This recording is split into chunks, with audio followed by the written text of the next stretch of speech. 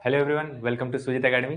अभी हम लोग इलेक्ट्रोस्टैटिक का लेक्चर नंबर 13 करने जा रहे हैं। ठीक है, लेक्चर नंबर 12 में हम लोग इलेक्ट्रिक डाइपोल के बारे में ही डिस्कस किए थे, जिसमें कि बेसिकली हम लोग work done by the agent हम लोग निकाले थे। ठीक है, कोई भी डाइपोल है मान लीजिए और यूनिफॉर्म इलेक्ट्रिक फील्ड पे रख दिया गया है, तो उसमें हम लोग फिगर आउट कर रहे थे कि कितना वर्क डन लगेगा एजेंट के द्वारा। ठीक है, तो उसका हम लोग फॉर्मूला भी सीखे थे। Work done by the agent क्या होता है? You final minus you initial. तो अगर आप वो लेक्चर नहीं देखे तो वो आप पहले देख ले, उसके बाद ही लेक्चर को प्रोसीड करें। ठीक है, तो चलिए आइए हम लोग डिस्कस करते हैं। ये क्वेश्चन एक्चुअली पिछले लेक्चर का ही है, तो अभी हम लोग डिस्कस कर लेते हैं।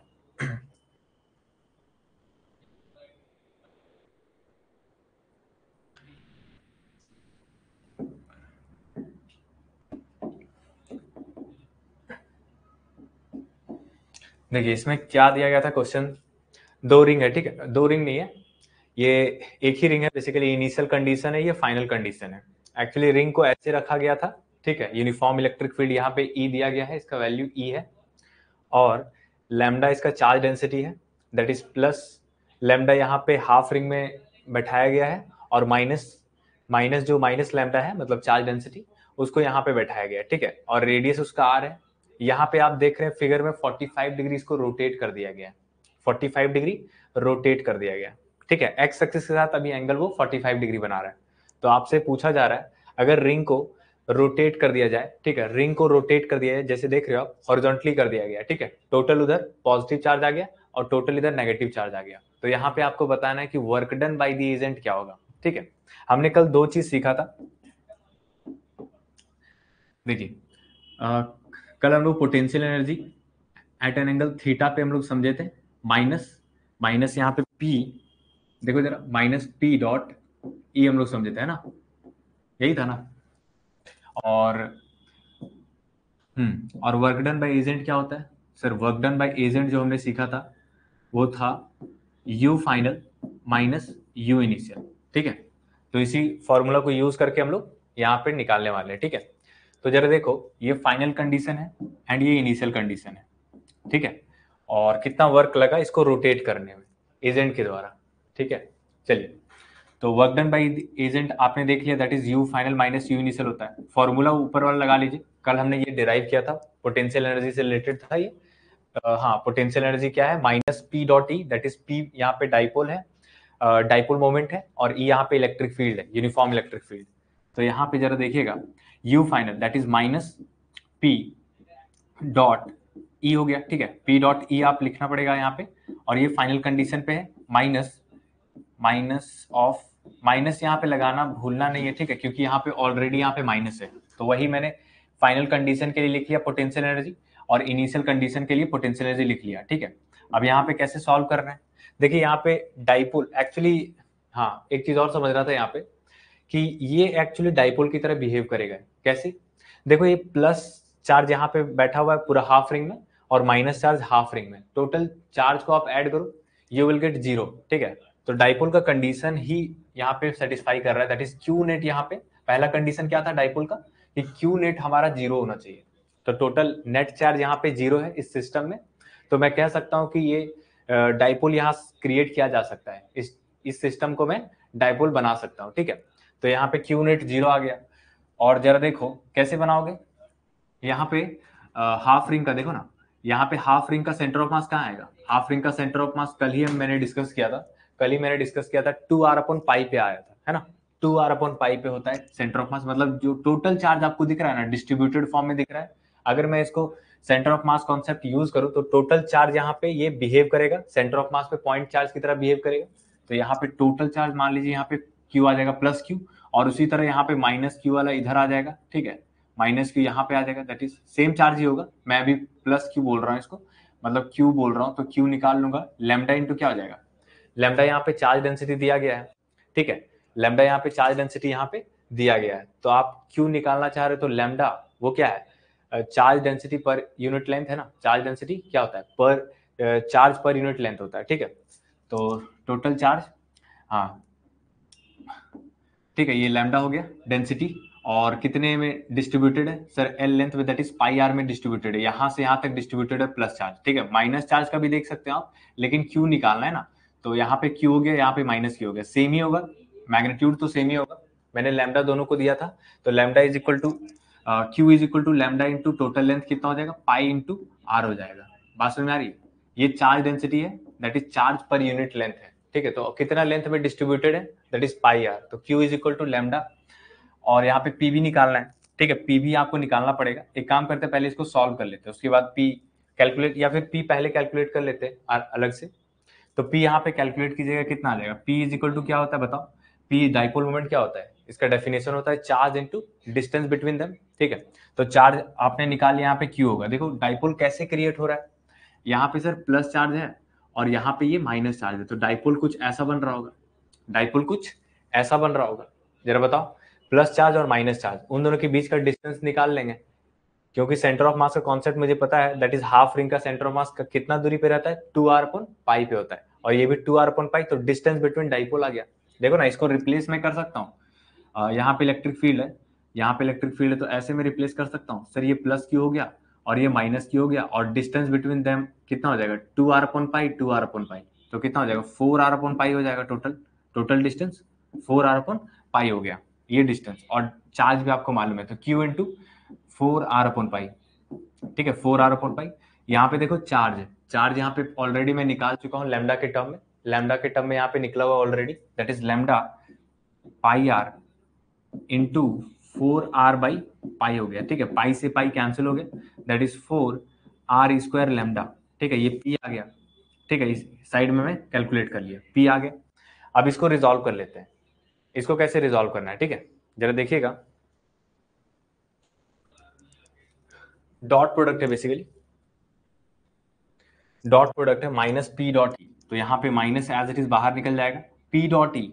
देखिए यहाँ पे वेक्टर का concept basically A dot B का आप जानते हो, डॉट प्रोडक्ट लगता है, ठीक है। डॉट प्रोडक्ट का फॉर्मूला क्या होता है, पी का मैग्नीट्यूड, ई का मैग्नीट्यूड और cos theta, angle between them, ठीक है। पी और ई का एंगल क्या होगा फाइनल कंडीशन पे, ठीक है। फाइनल कंडीशन ये है मेरा, फाइनल कंडीशन पे पी और ई का एंगल क्या होगा, ई का मुझे पता है डायरेक्शन ऐसे है, और पी का टोटली देखो डाइपोल ऐसा हो गया ना, देखो जरा डाइपोल ऐसा हो गया है, तो यहाँ पे बताओ कितना हो जाएगा, ये डाइपोल ऐसा हो गया, सेम लाइन सेम डायरेक्शन में ही है, सेम डायरेक्शन में है ना, देखो ये इसका भी डायरेक्शन सेम है। डाइपोल बेसिकली रोटेट हो गया है ना, रोटेट हो गया, तो डाइपोल सर सेम डायरेक्शन में है, दैट इज ई के अलॉन्ग है, तो दोनों के बीच का एंगल तो जीरो हो जाएगा, तो यहाँ पे जीरो हो जाएगा, कॉस जीरो, फिर माइनस माइनस यहाँ पे प्लस हो जाएगा, देखो माइनस माइनस प्लस मैंने कर दिया, और उसी तरह पी इंटू ई और cos theta angle between them, कब, इनिशियल कंडीशन पे, ठीक है। पी और ई के बीच में एंगल क्या है, पी और ई के बीच में एंगल क्या था, इनिशियल कंडीशन, तो सर ये इनिशियल कंडीशन है। यहाँ पे डाइपोल कुछ एंगल बना रहा होगा, ठीक है, ये डाइपोल ऐसा है कुछ, बात समझ आ रही है, ऐसा है कुछ, यहाँ पे ये रोटेट हो गया, तो डाइपोल ऐसा है, कितना एंगल बना रहा है इलेक्ट्रिक फील्ड से, इलेक्ट्रिक फील्ड का डायरेक्शन देखो हमेशा एक्स एक्सिस के अलॉन्ग है, तो यहाँ पे इलेक्ट्रिक फील्ड का डायरेक्शन हो गया, और ये डाइपोल, तो एंगल बिटवीन देम देखो जरा, ये कितना आ जाएगा, 45 डिग्री नहीं आ जाएगा, ये देखो 45 है, और ये टोटल 90 है, समझ में आ रहा है, देखो जरा, ये 45 है और ये 90 है, ठीक है, ये 90 है, तो ये 45 हो जाएगा, angle between dipole and electric field आप देखोगे तो 45 निकलेगा, है ना, 45 देख लेना एंगल, देखो इलेक्ट्रिक फील्ड का डायरेक्शन इस डायरेक्शन में है और डाइपोल इस डायरेक्शन में, ठीक है, और ये एंगल आपको दिया है 45, तो ये भी 45 हो जाएगा, क्योंकि ये टोटल 90 है, ठीक है, तो ये 45 हो गया। अब यहाँ पे इसको सॉल्व कर लीजिए, कितना आ जाएगा, पीई को कॉमन ले सकते हैं आप, पीई को कॉमन में लूंगा तो ये आ जाएगा -1 प्लस 1/√2 आ जाएगा, ठीक है। और पी का वैल्यू ऑलरेडी आपने निकाल चुका है, दैट इज आर और लैम्डा के टर्म में आ चुका है, ठीक है। जरा देखो ये कितना आ जाएगा सर, ये 1 - √2 अपॉन √2, और यहाँ पे पी का वैल्यू आप पुट कर लो, पी का वैल्यू क्या है, 4r² lambda, lambda into E, ठीक है, ये हमारा आंसर हो जाएगा। Work done by external agent यहाँ पे ये आ गया, ठीक है। तो चलिए अब स्टार्ट करते हैं दूसरा लेक्चर, ये तो होमवर्क था बेसिकली, ठीक है।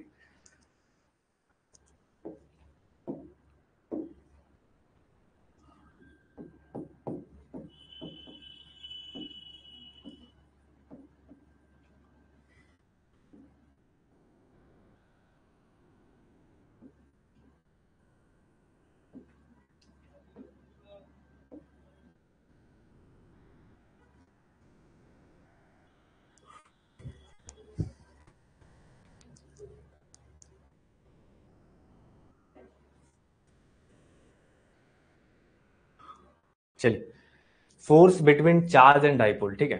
तो इसको कैसे डील करते हैं वो हम लोग समझते हैं सबसे पहले। तो एक डाइपोल है, ठीक है, एक डाइपोल है और एक चार्ज है, उन दोनों के बीच में कितना फोर्स लग रहा है वो हम लोग को कैलकुलेट करना है और समझना है।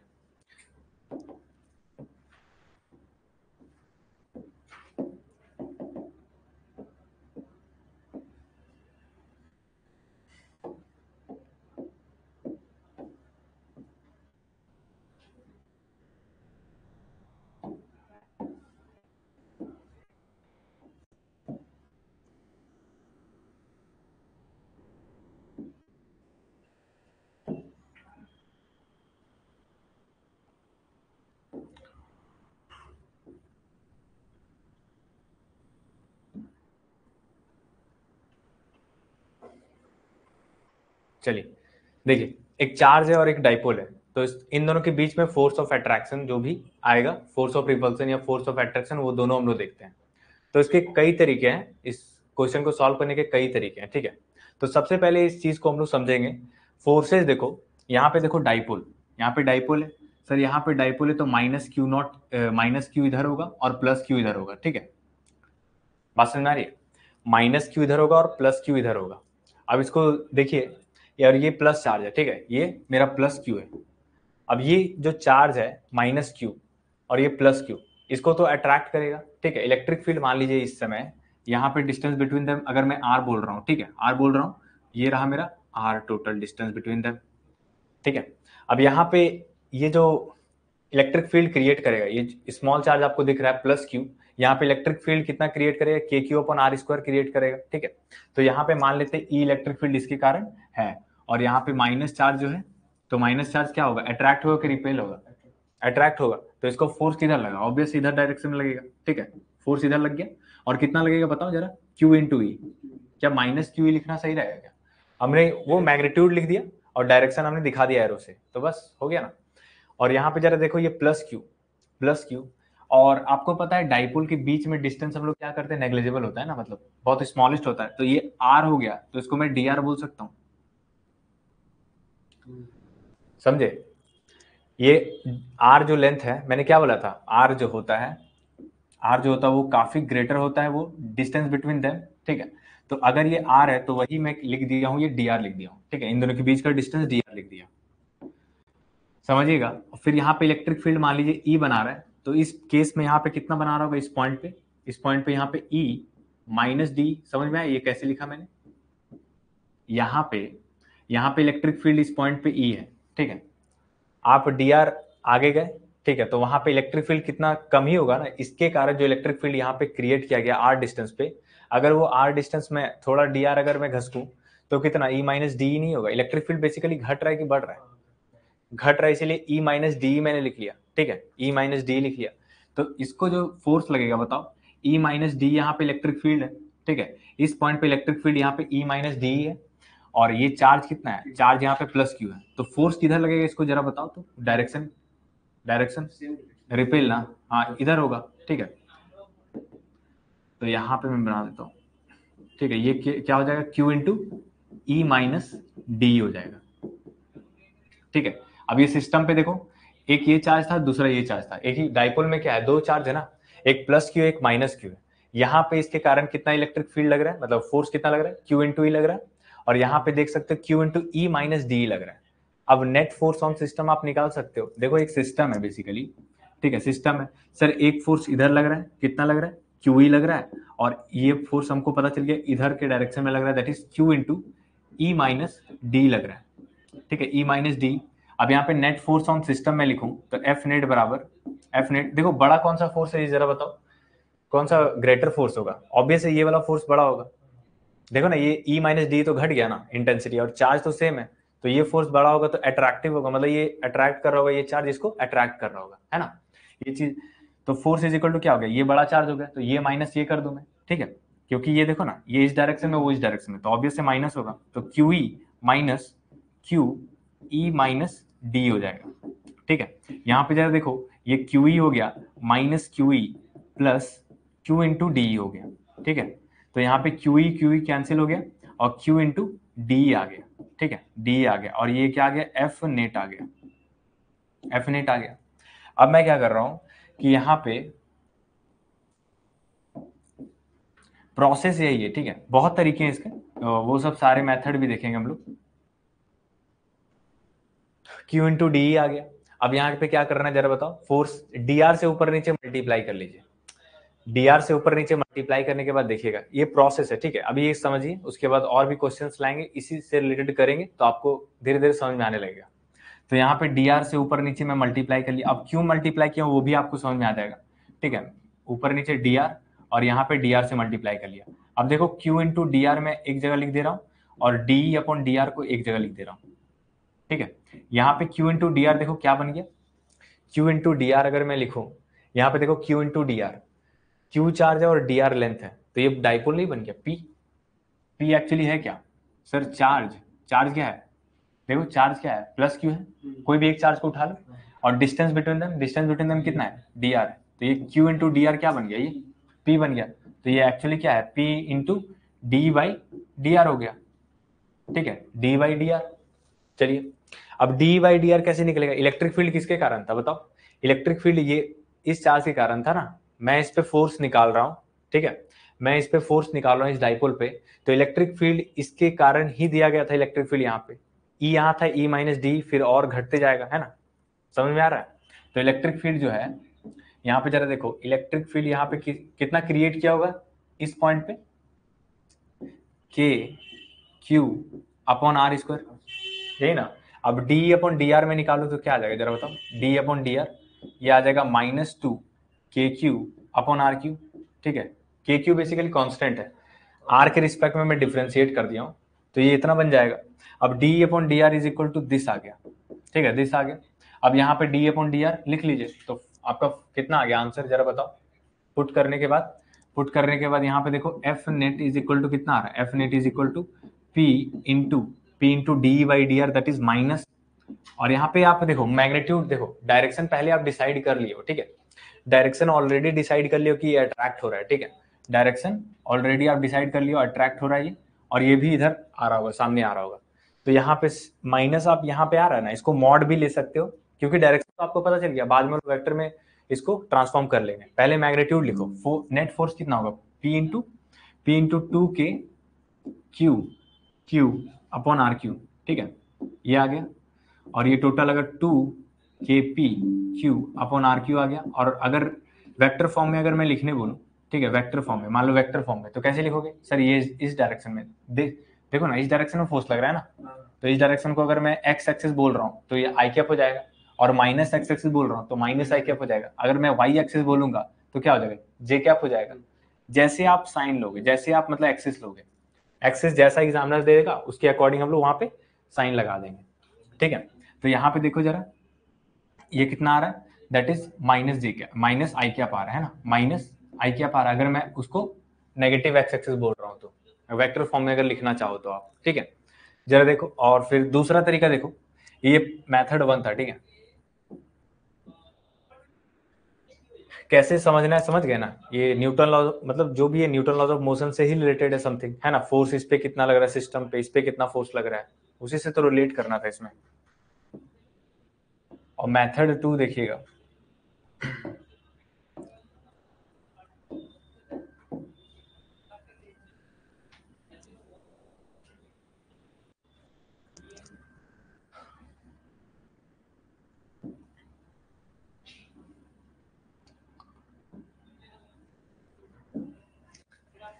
मेथड 2 कैसे सोचे, ठीक है, ये डाइपोल है, ये डाइपोल है। अब मैं क्या कर रहा हूं, दूसरा मेथड लगा रहा हूं, ठीक है, दूसरा मेथड। तो यहाँ पे जरा देखिएगा, एक डाइपोल यहाँ पे है और एक चार्ज है। हमने क्या किया, इस चार्ज के कारण यहाँ पे फोर्स देख लिया, ठीक है। अब मैं क्या कर रहा हूँ, force between charge and dipole निकालना है। तो बताओ, एवरी न्यूटन थर्ड लॉ के according every action has equal and opposite reaction. ये जितना इस पे फोर्स लगाया, क्या मैं इसके कारण इस पे फोर्स निकाल लूं तो आ जाएगा उतना ही, सेम आंसर आना चाहिए। देखते हैं सेम आंसर आएगा कि नहीं। देखो ये आंसर मेरा कितना है, ये आना, ये आ रहा है ना। तो हमने क्या किया मेथड 1 में, मेथड 1 में इस चार्ज के कारण इस पे फोर्स देख लिए। अब हम क्या करेंगे, इस डाइपोल के कारण इस पे फोर्स देख लेंगे, क्योंकि सेम है, ठीक है ना, सेम ही फोर्स तो लगाएगा, एक्शन तो एक्शन रिएक्शन सेम ही होगा। तो मैं क्या कर रहा हूँ, ये डाइपोल को इस पे लगा रहा हूँ, ठीक है। अब डाइपोल का थ्योरी तो आपको मालूम है, डाइपोल का थ्योरी आपको पता है, दैट इज ये एक्सियल पॉइंट पे ये चार्ज एग्जिस्ट कर रहा है, और एक्सियल पॉइंट पे इलेक्ट्रिक फील्ड डाइपोल के कारण आपको याद होगा कितना है, बताइए।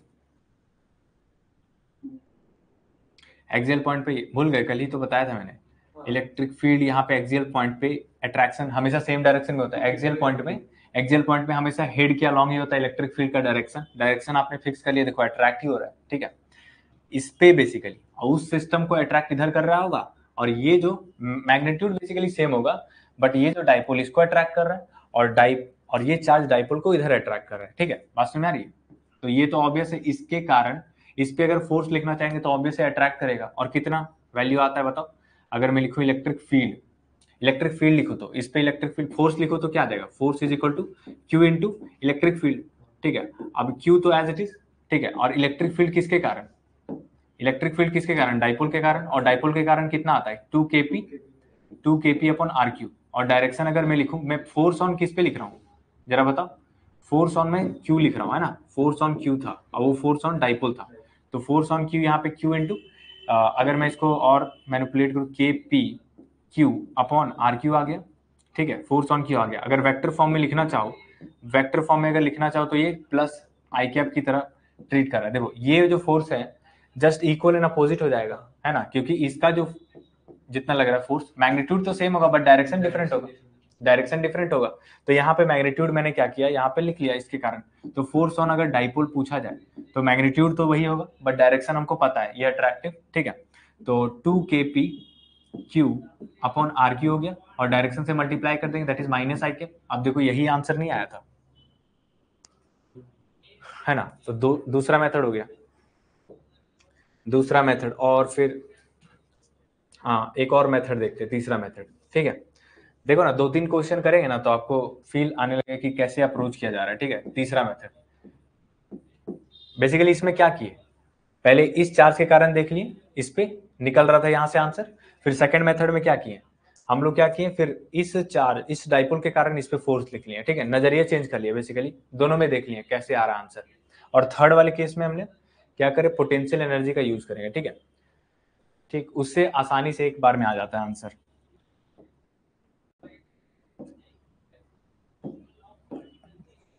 और ये जो मेथड 3 है ना, मेथड 3 ये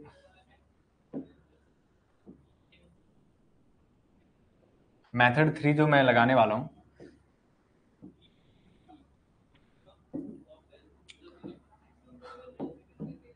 ये कंडीशन पे, ठीक है, एक condition R parallel to F होना चाहिए, आर पैरेलल टू एफ है तभी जाके ये वैलिड है, ये मेथड लगाना, आर पैरेलल टू एफ, समझे, ये आर ये हुआ, और फोर्स का डायरेक्शन बेसिकली, फोर्स देखो ना इसी लाइन के अलॉन्ग ही तो लग रहा है, और ये लाइन तो सेम ही है, मतलब पैरेलल है, या तो फोर्स इधर लगे या तो फोर्स इधर लगे, मेरा रेडियस जो है, रेडियस वेक्टर देखो ना पैरेलल ही तो है, या तो इधर लगे या तो इधर लगे, दोनों लाइन तो पैरेलल है, तो ये दोनों जब पैरेलल होंगे तब ये तीसरा मेथड लगा सकते हैं, कैसे, देखो जरा, इसके कारण हम लिख लेते हैं पोटेंशियल, ठीक है, पोटेंशियल लिख लेते हैं, यहाँ पे इलेक्ट्रिक फील्ड कितना है, इलेक्ट्रिक फील्ड देखो जरा, यहाँ पे इलेक्ट्रिक फील्ड कितना है, इसके कारण इलेक्ट्रिक फील्ड कितना है जरा देखो, पोटेंशियल पहले निकाल लो, सबसे पहले मेथड क्या, स्टेप्स क्या होता है, सबसे पहले पोटेंशियल निकाल लो, यहाँ पे कल इलेक्ट्रिक फील्ड यहाँ पे हो जाएगा E बराबर के क्यू अपॉन आर स्क्वायर हो जाएगा, ठीक है, के क्यू अपॉन, और माइनस क्या होता है यहाँ पे पी डॉट ई, कोई भी डाइपोल को, ऐसा नहीं लग रहा कोई भी डाइपोल को हमने एक इलेक्ट्रिक फील्ड के प्रेजेंस पे रख दिया, ठीक है, तो यहाँ पे पी डॉट ई हो जाएगा। अब देखो इलेक्ट्रिक फील्ड का भी सेम डायरेक्शन और डाइपोल का भी सेम डायरेक्शन, तो पी डॉट ई क्या हो जाएगा, सिंपल पी इंटू ई हो जाएगा, है ना, पी इंटू ई, तो minus P as it is into K Q upon R square, ठीक है, ये हो गया यू। अब देखो एक फॉर्मूला होता है, एफ इज इक्वल टू क्या होता है बताओ, minus D you upon D R होता है, ठीक है, फोर्स ऑन डाइपोल, ठीक है, या फिर किसी में भी अगर कंजर्वेटिव फोर्स है तो इसको minus D upon D R इसको डिफाइन कर सकते हैं, ठीक है, तो यहाँ पे क्या करना है, सिंपली इसको डिफ्रेंशिएट करना है आर के रिस्पेक्ट में, D upon D R differentiate कर लीजिएगा, तो ये कितना आ जाएगा जरा बताओ, plus 2kp Q upon are Q आ जाएगा, ठीक है, 2kp, ये तो मैग्नीट्यूड आ गया, ठीक है, ये क्या आ गया, अच्छा minus D you by D are होता है माइनस, तो यहाँ पे मैं माइनस लगाऊंगा तो आगे माइनस आ जाएगा ना, आगे माइनस आ जाएगा ना, माइनस कैसे आया, देखो इसको डिफरेंशिएट करोगे तो ऊपर -2 और माइनस प्लस हो जाएगा, ठीक है, ये दोनों प्लस हो जाएंगे, और उसके बाद माइनस आगे वाला इसका आ गया, तो minus KP upon are cube, ये माइनस बेसिकली अट्रैक्शन शो कर रहा है। अगर आपको दिक्कत होता है तो मॉड ले लेना, फोर्स देखो, फोर्स इसके बराबर आ गया, किसके बराबर आ गया, that is -2 KP Q upon are cube. अगर दिक्कत आ रहा है माइनस में तो क्या करना, मॉड ले लेना, मैग्नीट्यूड आपको पता है और फिर डायरेक्शन भी आपको पता है कि अट्रैक्ट कर रहा है, ठीक है, अट्रैक्ट कर रहा है, तो यहाँ पे फोर्स वेक्टर क्या आ गया, आई कैप, ऐसा हो जाएगा आंसर। देखो इससे भी वैसे ही आ रहा है, बस पोटेंशियल एनर्जी लिखे और डिफरेंशिएट कर दिए, ठीक है। अब दूसरा मेथड हम लोग हो गया, तीसरा मेथड तो हो गया, अब दूसरा क्वेश्चन देखते हैं, दूसरा क्वेश्चन पे कैसे लगेगा।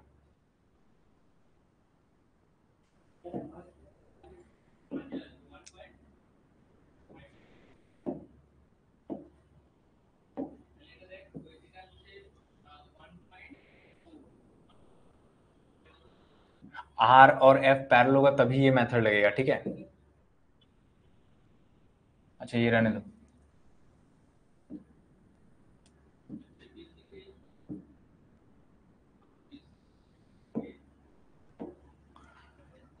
मान लो डाइपोल इस बार ऐसा है कुछ,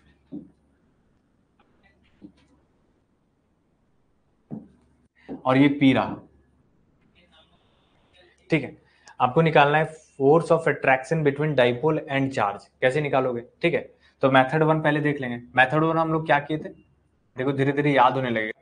मेथड 1 हम लोग क्या किए थे सर, यहाँ पे प्लस क्यू बना लिए थे और यहाँ पे माइनस क्यू बना लिए थे, ठीक है। मेथड 3 से भी आप कर सकते हो, पहले आपको देखना पड़ेगा, ठीक है।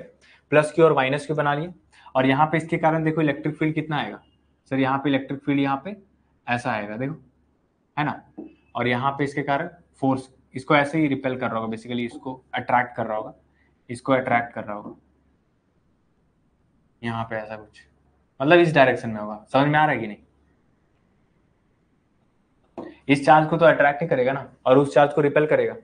अब देखो जरा, इलेक्ट्रिक यहाँ पे ये अप्रोक्सीमेशन थोड़ा सा मेथड यूज करना पड़ेगा। देखो ये थीटा हो गया, ये थीटा हो गया, और ये बेसिकली लेंथ डी में मान ले रहा हूँ, ये डी है, ठीक है, ये भी डी हो जाएगा, चलिए यहाँ तक क्लियर है, और ये आर है। तो इलेक्ट्रिक फील्ड देखो जरा, यहाँ पे इलेक्ट्रिक फील्ड ये कितना ई तो बनाएगा यहाँ पे इलेक्ट्रिक फील्ड, और इस समय भी इलेक्ट्रिक फील्ड यहाँ पे ई बना रहा होगा, ठीक है, ई बना रहा होगा। चलिए यहाँ तक क्लियर है। इलेक्ट्रिक फील्ड यहाँ पे देखो जरा, इसके कारण इलेक्ट्रिक फील्ड यहाँ पे ऐसा इस डायरेक्शन में होगा, और यहाँ पे इस चार्ज के कारण ये अट्रैक्ट कर रहा हो, क्योंकि ये माइनस क्यू है तो अट्रैक्ट करेगा, ठीक है। ई और ई यहाँ पे आ गया। अब देखो जरा, अब इसको सॉल्व कैसे करें, ठीक है, आप इसको कॉम्पोनेंट देखो, ये मैं क्या कर रहा हूँ, इस चार्ज के कारण इस डाइपोल पे मैं फोर्स निकाल रहा हूँ, ठीक है। तो देखो जरा इसको, इधर ये एक इलेक्ट्रिक फील्ड है, और बेसिकली एक इस डायरेक्शन में इलेक्ट्रिक फील्ड लग रहा है, और ये इस डायरेक्शन में इलेक्ट्रिक फील्ड लग रहा है, मतलब इसको इस डायरेक्शन में फोर्स लग रहा होगा और इसको इस डायरेक्शन में फोर्स लग रहा होगा, ठीक है। अलग से डाइपोल भी बना सकते हैं, यहाँ पे देखो डाइपोल बना लिया मैंने, यही वाला, ठीक है। फोर्स देखो किस, यहीं कंपोनेंट भी कर सकते हो, ठीक है, यहाँ पे कंपोनेंट भी कर सकते हो, ये रहा मेरा वाई वाई एक्सिस, इसको मान सकते हो, ठीक है। तो इसका हमने क्या किया, इलेक्ट्रिक फील्ड का कंपोनेंट ले लिया, इस डायरेक्शन में कंपोनेंट ले लिया, और एक ऊपर एक कंपोनेंट ले लिया। इलेक्ट्रिक फील्ड का देखो ना, दो कंपोनेंट जाएगा, और ये देखो ये थीटा है तो ये भी थीटा हो जाएगा, ठीक है, और ये अगर इसका कंपोनेंट लूंगा तो ई कॉस थीटा हो जाएगा इस पे, ठीक है, ई कॉस थीटा, और यहाँ पे ई साइन थीटा हो जाएगा, ई साइन थीटा हो जाएगा। सिमिलरली अगर मैं इसके लिए निकालूं, तो ये कितना आ जाएगा, देखो ये थीटा है, ये भी थीटा है बेसिकली, ठीक है, इक्वल एंड अपोजिट होगा, ठीक है, ये थीटा है, तो यहाँ पे देखो ये वर्टिकली अपोजिट से ये भी थीटा हो जाएगा, देखो ये पैरेलल लाइन है ना, ये दोनों पैरेलल लाइन है, तो ये थीटा है तो ये थीटा हो जाएगा। अब इसका कंपोनेंट कर लीजिए इलेक्ट्रिक फील्ड का, ठीक है, एक किसके अलावा आएगा जरा बताओ। अच्छा इलेक्ट्रिक फील्ड का यहाँ पे देखो, इलेक्ट्रिक फील्ड का डायरेक्शन यहाँ पे है, ऐसा है कुछ। अब इसका दो कंपोनेंट आएगा, that is E cos theta, ये हो जाएगा, ठीक है, ई कॉस थीटा, और ऊपर चला जाएगा ये ई साइन थीटा, ई साइन थीटा चला जाएगा। देखो डाइपोल पे कितने सारे फोर्सेस लग रहे हैं, देखो ई कॉस थीटा, यहाँ पे देखो जरा, थोड़ा फिगर में कंफ्यूजन लग रहा होगा,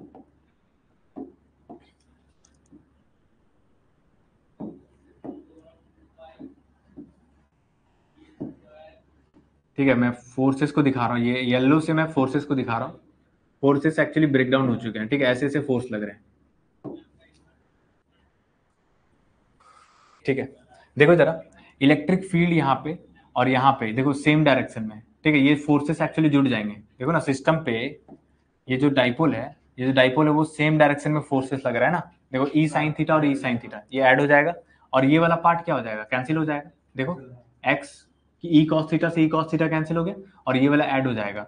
तो ऊपर कितना हो जाएगा बताओ जरा, है ना, कितना हो जाएगा total net force on system अगर देखा जाए, ठीक है, नेट फोर्स ऑन डाइपोल किसके कारण आ रहा होगा, ये एक्चुअली इसी के कारण आ रहा होगा। और कितना आ रहा होगा, that is 2e sine theta, 2e sine theta. अब 2e साइन थीटा तो हो गया। अब यहाँ देखो साइन थीटा को आप क्या कर सकते हो, थीटा लिख सकते हो। अच्छा चार्ज भी तो आपको लिखना पड़ेगा, चार्ज मल्टीप्लाई बाई चार्ज होगा ना, ये इलेक्ट्रोस्टैट, ये बेसिकली इलेक्ट्रिक फील्ड हो गया, इलेक्ट्रिक फील्ड इनटू चार्ज हो गया ना। तो 2e साइन थीटा, आप देखो जरा 2e as it is, sine theta को मैं थीटा लिख सकता हूँ, क्योंकि देखो एंगल बहुत स्मॉल होगा, है ना, एंगल यहाँ पे अप्रोक्सीमेशन लेना पड़ेगा। ये जो एंगल आपने कंसिडर किया ये एंगल बहुत स्मॉल है, तो ये थीटा हो गया एज इट इज, ये क्यू हो गया, ठीक है। अब थीटा को क्या लिख सकते हो आप, थीटा को देखो डी, और ये आर हो गया ना, ये देखो आर है और ये कितना है, root under R square plus D square है, ठीक है, डी स्क्वायर है।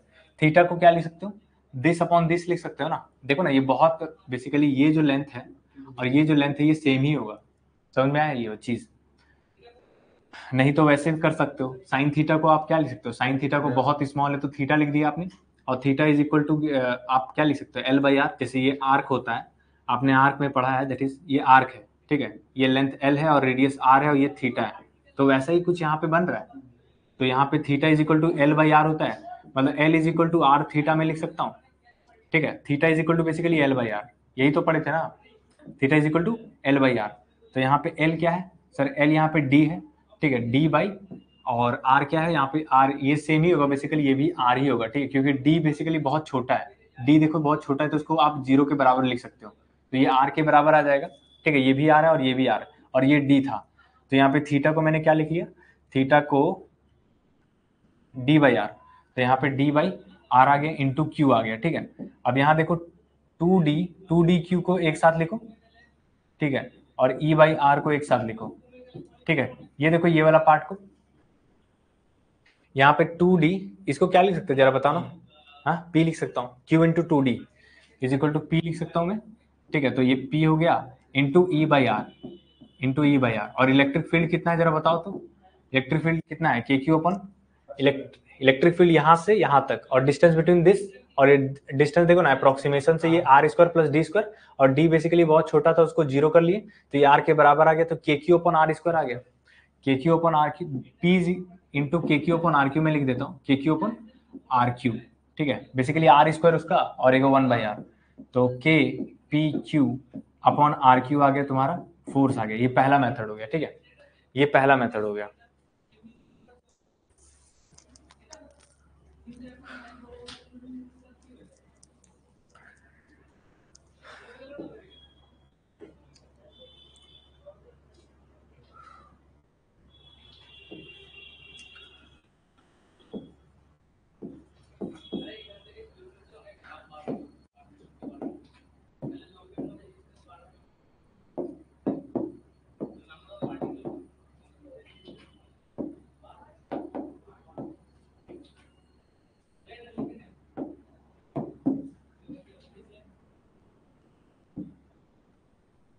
देखो अब मेथड 2 क्या था, नजरिया चेंज कर दो। जैसे हमने क्या किया था, इसके कारण इस पे फोर्स निकाला था, अब देखो मेथड 2 बहुत आसान हो जाएगा इसके लिए, तो चेंज करना। तीनों मेथड दिमाग में लगाना कौन सा सूट कर रहा है, ठीक है। पहला मेथड आपने देखिए नॉर्मल तरीका होता है, नॉर्मल अप्रोच, ठीक है। और दूसरा मेथड यहाँ पे क्या करना है, इसके कारण इस पे निकाल लेते हैं, क्योंकि न्यूटन थर्ड लॉ के कारण एक्शन रिएक्शन सेम होता है, ठीक है। तो देखते हैं कितना आता है आंसर, ये क्यू हो गया और ये पी था हमारा, ठीक है। अब ये देखो ये जो डाइपोल है, ये जो पॉइंट है ये इक्वेटोरियल पॉइंट नहीं है, ये परपेंडिकुलर है ना। तो इस डाइपोल के लिए ये जो यहाँ पे अगर मैं ये तो पॉइंट चार्ज है ना, तो पॉइंट चार्ज है, तो इस पॉइंट पे इलेक्ट्रिक फील्ड आपको पता है कितना आता है जरा बताओ। अगर ये डिस्टेंस r है तो यहाँ पे इक्वेटोरियल, इसको ऑब्वियस है नीचे इसको अट्रैक्ट कर रहा होगा, नीचे इसको रिपेल कर रहा होगा ना, जरा बताओ, क्योंकि इलेक्ट्रिक फील्ड का डायरेक्शन किधर होता है, डाइपोल के कारण इलेक्ट्रिक फील्ड का डायरेक्शन हमेशा अपोजिट डायरेक्शन में होता है। तो डायरेक्शन भी आपको पता है और वैल्यू भी पता है, कितना आता था, केपी अपॉन आर क्यू, ठीक है, केपी अपॉन आर क्यू हो गया, ठीक है। और अगर फोर्स पूछा जाए, ये तो इलेक्ट्रिक फील्ड हो गया, ठीक है, फोर्स इज इक्वल टू क्या होता है, क्यू इंटू ई होता है। तो क्यू कितना है बताओ, क्यू तो एज इट इज क्यू है, और ई कितना आ गया, केपी अपॉन आर क्यू। देखो मैच कर रहा है आंसर, ठीक है। अगर फोर्स वेक्टर अगर देखा जाए, फोर्स वेक्टर मान लो ये एक्स एक्सिस है और ये वाई एक्सिस है, तो ये देखो को डायरेक्शन बताना इसका क्या आएगा बताओ, डायरेक्शन नीचे है तो इसका ये एक्स एक्सिस है, ये वाई एक्सिस है, तो इसको वेक्टर फॉर्म में कैसे लिखे, माइनस जे कैप हो जाएगा, माइनस जे कैप हो जाएगा। अब तीसरा मेथड देखते हैं, ठीक है। तीसरा मेथड,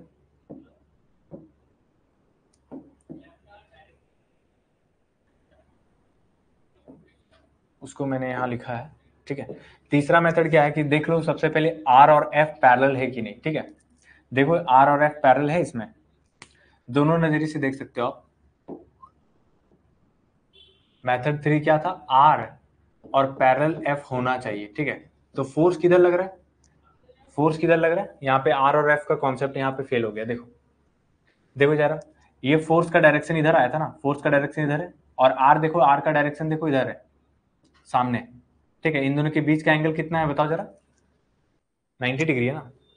देखो ना, आर हमने लिया यहाँ पे और एफ नीचे है ना, ठीक है। तो दोनों के बीच ये पैरेलल हुआ नहीं ना, फोर्स इधर आ गया, आर वेक्टर इधर आ गया, तो दोनों के बीच में परपेंडिकुलर, और कंडीशन क्या था इसके लिए, पैरेलल। तो यहाँ पे ये वो पोटेंशियल एनर्जी से लिखते हो ना, यहाँ पे वो नहीं आएगा, ये बेसिकली जीरो आ जाएगा इस केस में, तो आगे फिर आप डिफ्रेंशिएट नहीं कर पाओगे, ठीक है।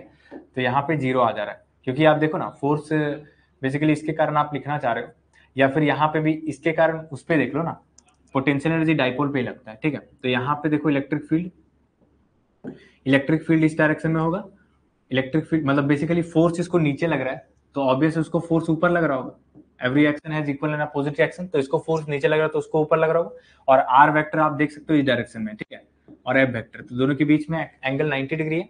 तो यहाँ पे जरा देखो, एंगल बिटवीन देम 90 डिग्री है, तो यहाँ पे ये कॉन्सेप्ट नहीं लगा सकते हो, ठीक है, पोटेंशियल एनर्जी वाला। नहीं तो अगर ये पैरेलल होता तो मैं लगा सकता था, वो पहला केस था।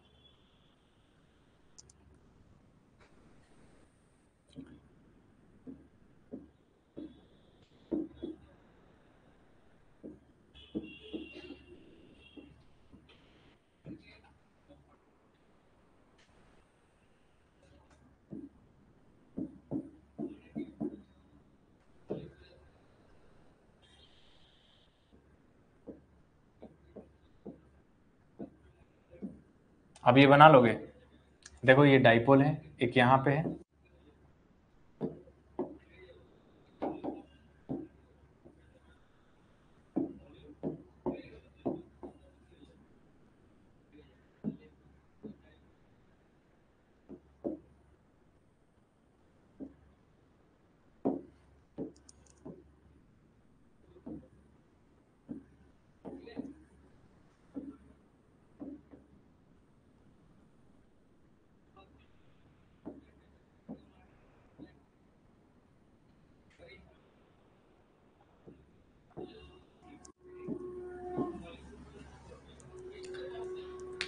इसमें आपको क्या निकालना है, देखो आर है, ये डिस्टेंस बिटवीन देम आर है, और आपसे पूछा जा रहा है बताओ फोर्स कितना लगेगा डाइपोल के बीच में, ठीक है। चार्ज के कारण तो आपने देख लिया, फोर्स के कारण देखो, तो हम लोग क्या करेंगे, उस डाइपोल के कारण इस पे हम लोग देख लेंगे कितना फोर्स लग रहा है, यही तो पूछा जा रहा है, ठीक है। उस डाइपोल के कारण इस पे कितना फोर्स लग रहा है, वैसे हम लोग सोच लेंगे। मेथड 1 क्या था कि अच्छा ब्रेक डाउन करके कर लो, ठीक है, ब्रेक डाउन करके कर लो, मतलब इसके कारण यहाँ पे इलेक्ट्रिक फील्ड देख लेते हैं, इस डाइपोल के कारण यहाँ पे इलेक्ट्रिक फील्ड देख लेते हैं कितना आ रहा है, ठीक है। तो यहाँ पे इलेक्ट्रिक फील्ड कितना आएगा, यहाँ पे मान लेते ई आएगा, और ई तो इसी के अलॉन्ग आएगा, जरा बताओ इलेक्ट्रिक फील्ड यहाँ पे इस डाइपोल के लिए ये लाइन एक्सियल पॉइंट हो गया ना, एक्सियल लाइन हो गया, तो एक्सियल लाइन हो गया, तो इलेक्ट्रिक फील्ड यहाँ पे इस डायरेक्शन में आएगा, ठीक है। हेड के सामने इलेक्ट्रिक फील्ड आ गया, और जरा देखो पहले फोर्स देख लो, फोर्स किधर लग रहा होगा एक्चुअली इसको, फोर्स यहाँ पे, सर यहाँ पे इलेक्ट्रिक फील्ड जो है ये हो गया माइनस क्यू, इसको माइनस क्यू में ब्रेक डाउन कर लो, और इधर होता है प्लस क्यू, ठीक है, प्लस स्मॉल क्यू, ठीक है, ऐसे ब्रेक डाउन कर लिया हमने, माइनस क्यू प्लस क्यू, और यहाँ पे इलेक्ट्रिक फील्ड होगा इस डायरेक्शन में होगा, और यहाँ पे देखो जरा, अगर इलेक्ट्रिक फील्ड ई है और ये अगर डी आर लेंथ है, ठीक है, लेंथ तो बेसिकली बहुत छोटा होगा आर के कंपेयर में, इसलिए मैं डी आर बोल दिया, तो यहाँ पे इलेक्ट्रिक फील्ड क्या हो जाएगा, ई माइनस डी हो जाएगा ना, यहाँ पे इस पॉइंट में अगर मैं लिखूंगा तो इस पॉइंट में इलेक्ट्रिक फील्ड ही मैं एज्यूम किया, ठीक है। डी आर आप आगे घसकोगे तो इलेक्ट्रिक फील्ड भी घट जाएगा, कितना, ई माइनस डी, ठीक है, ई माइनस डी। तो ठीक है, इलेक्ट्रिक फील्ड यहाँ पे घट गया। तो आप क्या करोगे, नेट फोर्स आपको लिखना है, तो नेट फोर्स क्या लिखोगे, इसको किधर लग रहा होगा फोर्स, इसको इधर साइड में लग रहा होगा फोर्सेस, और इसको बेसिकली इधर फोर्स लग रहा होगा, और इंटेंसिटी कम होगा, ठीक है, इंटेंसिटी। और नेट फोर्स अगर लिखना चाहूँ तो कितना आएगा बताओ, net force on dipole two basically Q, हाँ क्यू इंटू ई, ये बड़ा होगा, ठीक है, और अट्रैक्टिव होगा। यहाँ पे जरा देखो, ये अट्रैक्टिव होगा ना, क्योंकि ये इसको अट्रैक्ट कर रहा होगा और इसको रिपेल कर रहा होगा। तो यहाँ पे क्यू इंटू ई आ गया माइनस, ठीक है, ये हो गया बड़ा कैपिटल फोर्स, और यहाँ पे Q into E minus D हो गया। बेसिकली इसको सिस्टम की तरह ट्रीट करो ना, सिस्टम में देखो ना कितना फोर्सेस लग रहा है। सर यहाँ पे एक सामने वाला फोर्स लग रहा है,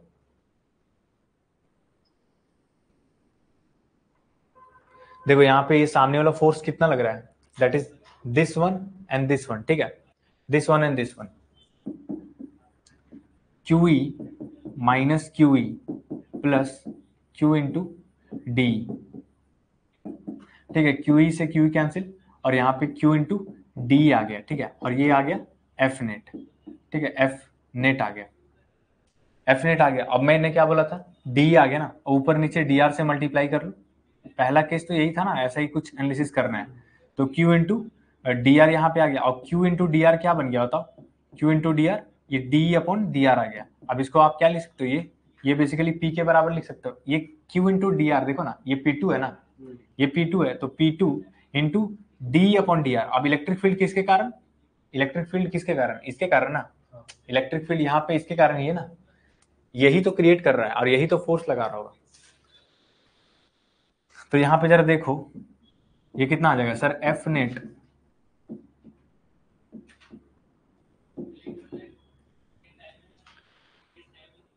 अरे हाँ क्या बोल रहे हो सर, मेरा अच्छा खासा छूट गया है, ठीक है, मैं आपसे बाद में बात करता हूँ, ठीक है, इसके बारे में।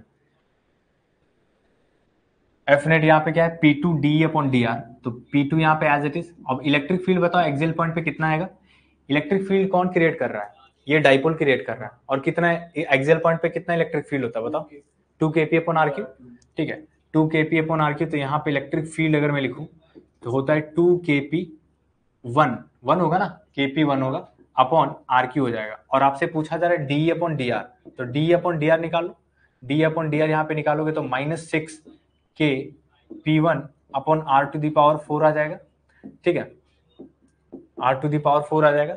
अब इसको सिंपली मल्टीप्लाई कर लो, देखो यहाँ पे ये मल्टीप्लाई कर लो, कितना आ जाएगा बताओ, 6 आगे निकाल लो, और ये आ जाएगा K P1 upon R to the power 4, ठीक है, और यहाँ पे माइनस आ जाएगा, माइनस, या फिर पहले मैग्नीट्यूड लिख लेते हैं, डायरेक्शन तो आपको पता है किधर होता है ना, के 6 times of K P1 P2 upon R to the power 4 आ जाएगा। ये क्या आ गया, एफ नेट आ गया, एफ नेट आ गया। अगर डायरेक्शन देखना है, डायरेक्शन किधर होगा बताइए, तो ये अगर एक्स एक्सिस है तो डायरेक्शन किधर होगा, और ये वाई एक्सिस है, डायरेक्शन के साथ लिखना है तो अगर के P1 P2, मैं किस पे लिख रहा हूँ, फोर्स ऑन किस पे, P2 पे, तो इस पे निकालिए कितना आ रहा है, कौन सा डायरेक्शन होगा, आर, मैग्नीट्यूड तो लिख लिया, डायरेक्शन बताइए, माइनस आई कैप, ठीक है, तो माइनस आई कैप हो जाएगा।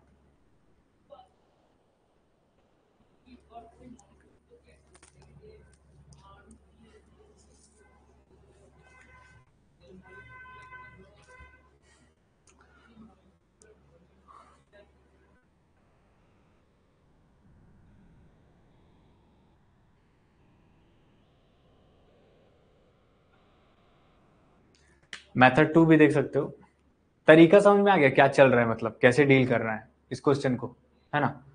और दूसरा तरीका देखो जरा, दूसरा तरीका ये देख लो, पोटेंशियल से देख सकते हो, या फिर उल्टा भी देख सकते हो, उल्टा भी सेम ही आएगा, है ना, उल्टा के कारण सेम ही आएगा, समझ में आ रहा है, या माइनस क्यू प्लस क्यू हो गया, और उसमें भी प्लस क्यू माइनस क्यू लिखोगे, और इसके कारण इलेक्ट्रिक फील्ड कितना आएगा, उतना ही आएगा, that is KP upon are cube, तो सेम ही चलने वाला है, ठीक है, अगर ऐसा कुछ इस पे डिजाइन किए तो।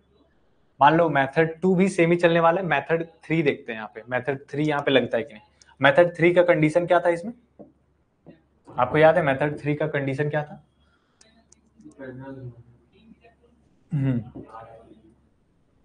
तो देखो R और F पैरेलल है कि नहीं, फोर्स किधर लग रहा है, फोर्स इस पे ग्रेटर तो इधर ही है ना, फोर्स बेसिकली इस डायरेक्शन में है और R इस डायरेक्शन, मतलब पैरेलल है, पैरेलल है तो मैं वो कॉन्सेप्ट लगा सकता हूँ।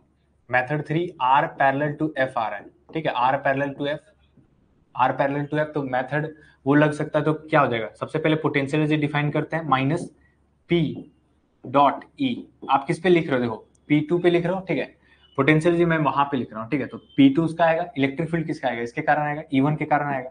तो देखो डायरेक्शन, देखो इलेक्ट्रिक फील्ड इस डायरेक्शन में ही लगा रहा, और पोल भी, मतलब सॉरी डाइपोल भी बेसिकली सेम लाइन के अलॉन्ग है, ठीक है, तो क्या आ जाएगा, डॉट प्रोडक्ट इसका 1 ही आ जाएगा, cos 0 1, तो P2 इंटू E1, ठीक है, यहाँ पे माइनस P2, और इलेक्ट्रिक फील्ड कितना आएगा एक्सियल पॉइंट पे, इसके कारण यहाँ पे E1 क्या है, इलेक्ट्रिक फील्ड, इसके कारण वहां पे कितना आएगा, एक्सियल पॉइंट पे कितना आता है, 2K P1 होगा, P1 मत भूलना, अपॉन RQ आ जाएगा, ठीक है, ये आ गया पोटेंशियल एनर्जी, ये पोटेंशियल एनर्जी आ गया 2 पे। अब यहाँ पे फोर्स निकालना है, तो फोर्स क्या हो जाएगा, F2, यहाँ पे 2 लिखोगे, और माइनस DU अपॉन DR, ठीक है, ये स्टेप भूलना मत, माइनस DU अपॉन DR, इसको आप वही अगर ये करोगे तो आ जाएगा, देखो ना, इसको आप डिफ्रेंशिएट करो, माइनस, देखो माइनस माइनस प्लस हो जाएगा, फिर एक माइनस एक्स्ट्रा आ जाएगा, क्योंकि आप डिफ्रेंशिएट करोगे तो ये R टू दी पावर -3 का डिफ्रेंशिएशन क्या आ जाएगा, -3 अपॉन R का पावर 4, यही तो आएगा। जरा बताओ, ये माइनस माइनस प्लस हो जाएगा, ठीक है, तो 2K P1 P2 अपॉन यहाँ पे 6 आ जाएगा, मैं 6 लिख दे रहा हूँ, डायरेक्टली मैं कर दे रहा हूँ, ये आप एक्चुअली फंक्शन को यहाँ पे पुट करना और डिफ्रेंशिएट करना और माइनस रखना है, ये मैं डायरेक्टली लिख रहा हूँ, तो कर लेना ये, ठीक है। देखो जरा क्या आ गया, ये R टू दी पावर 4 आ गया, तो यहाँ पे अगर लिखोगे मैग्नीट्यूड वाइज, देखो सबसे पहले कंफ्यूज नहीं होना, ये माइनस प्लस से कंफ्यूज नहीं होना है, ठीक है, आप इसका मैग्नीट्यूड लिख लो, तो 6K P1 P2 आ गया upon R to the power 4 आ गया, R टू दी पावर 4 आ गया। और अगर आप डायरेक्शन वाइज जाओ, ठीक है, डायरेक्शन किधर होगा, F वेक्टर, अगर F2 वेक्टर अगर निकालो तो क्या डायरेक्शन बताओ इसका क्या आ जाएगा, 6K P1 P2 upon R to the power 4, direction obvious है, इसी डायरेक्शन में होगा, फोर्स तो इधर इसी डायरेक्शन में लग रहा है, ठीक है, तो माइनस आई कैप हो जाएगा, अगर मैं एक्स एक्सिस बोल रहा हूं इधर तो।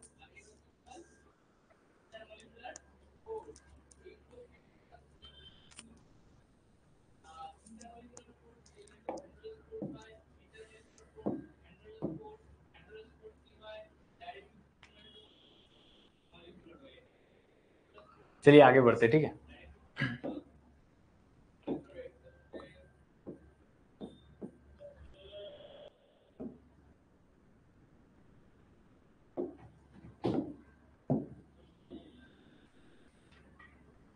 सारा मेथड से देखना, दोनों तरफ एनालिसिस करना, क्या चल रहा है वो समझ में आना चाहिए, ठीक है ना, कैसे इसको डील करना है, एक अलग तरीका होता है इसको डील करने का।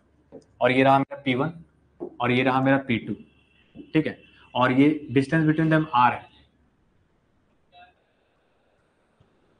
ये इंपॉर्टेंट है, ठीक है, ये इंपॉर्टेंट है। सारे तरीके से देखना कौन सा बेटर अप्रोच है, मेथड 1, मेथड 2, मेथड 3।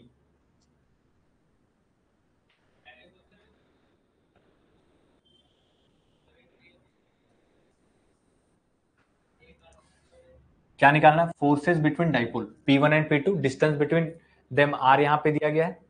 और पहला मेथड क्या बोलता है, पहला मेथड आपने क्या किया था सर, यहाँ पे प्लस क्यू, ठीक है, इसके कारण हम देख लेते हैं, यहाँ पे देखो ना फोर्स निकालना है, तो हम क्या करते हैं सर, एक को रखते हैं, एक के कारण इलेक्ट्रिक फील्ड यहाँ पे देख लेते हैं कितना, इलेक्ट्रिक फील्ड यही तो एक्चुअली रिपेल कर रहा होगा या फिर अट्रैक्ट कर रहा होगा, वो देख लेते हैं। डायरेक्शन भी आप देख सकते हो, तो उसमें भी जैसे R पैरेलल F अगर जल्दी देख लेते हो ना, तो उससे आंसर जल्दी आता है, क्योंकि पोटेंशियल एनर्जी लिखते हो फिर डिफरेंशिएट कर देते हो DU अपॉन DR माइनस लगा के, है ना, तो उससे भी आसान सही है, वो भी मेथड सही है। तो R और F जितना जल्दी देख सकते हो कि R और F अगर पैरेलल है तो यहाँ पे मेथड ये वैलिड है, तो बेसिकली यहाँ पे पैरेलल ही आएगा, देखते हैं वो भी मेथड।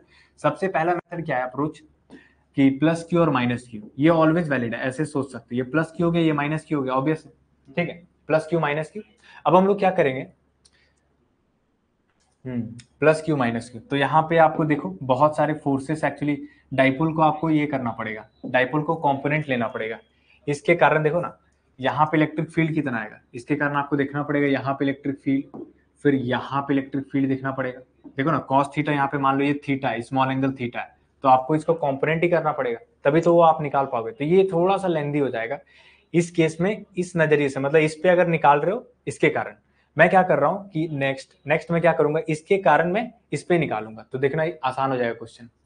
ठीक है, यहाँ पे अप्रोच क्या हो जाएगा, यहाँ पे अप्रोच समझ में आ गया ना, इसको आपको वेक्टर लेना पड़ेगा, कंपोनेंट लेना पड़ेगा। ठीक है, एक उसी लाइन के अलाउ और एक उसके परपेंडिकुलर, उस लाइन के परपेंडिकुलर, फिर इसके कारण निकालोगे, एक इस लाइन के अलाउ और इसके परपेंडिकुलर, तो बहुत मतलब लेंदी हो जाएगा। तो मैं चाह रहा हूं कि इसको देखूं और इस पे फोर्स निकालूं। ठीक है, तो यहाँ पे देखो जरा,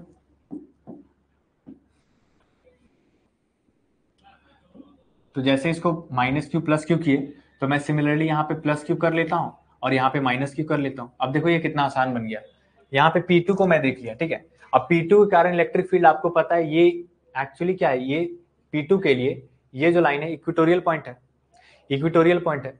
तो सर ये जो लाइन है इक्वेटोरियल पॉइंट है, और मुझे पता है इस डाइपोल के कारण इस लाइन के अलोंग कितना इलेक्ट्रिक फील्ड आता है। ठीक है, यहाँ पे देखो इलेक्ट्रिक फील्ड यहाँ पे कितना आएगा, इस पॉइंट पे अगर मैं देखूँ, इस पॉइंट पे अगर मैं ई बोल दे रहा हूँ, तो इसको यहाँ पे देखो ई मैं बोल रहा हूँ, और डिस्टेंस बिटवीन देम मैं हमेशा कितना लिया हूँ डाइपोल का, dr ही लिया हूँ।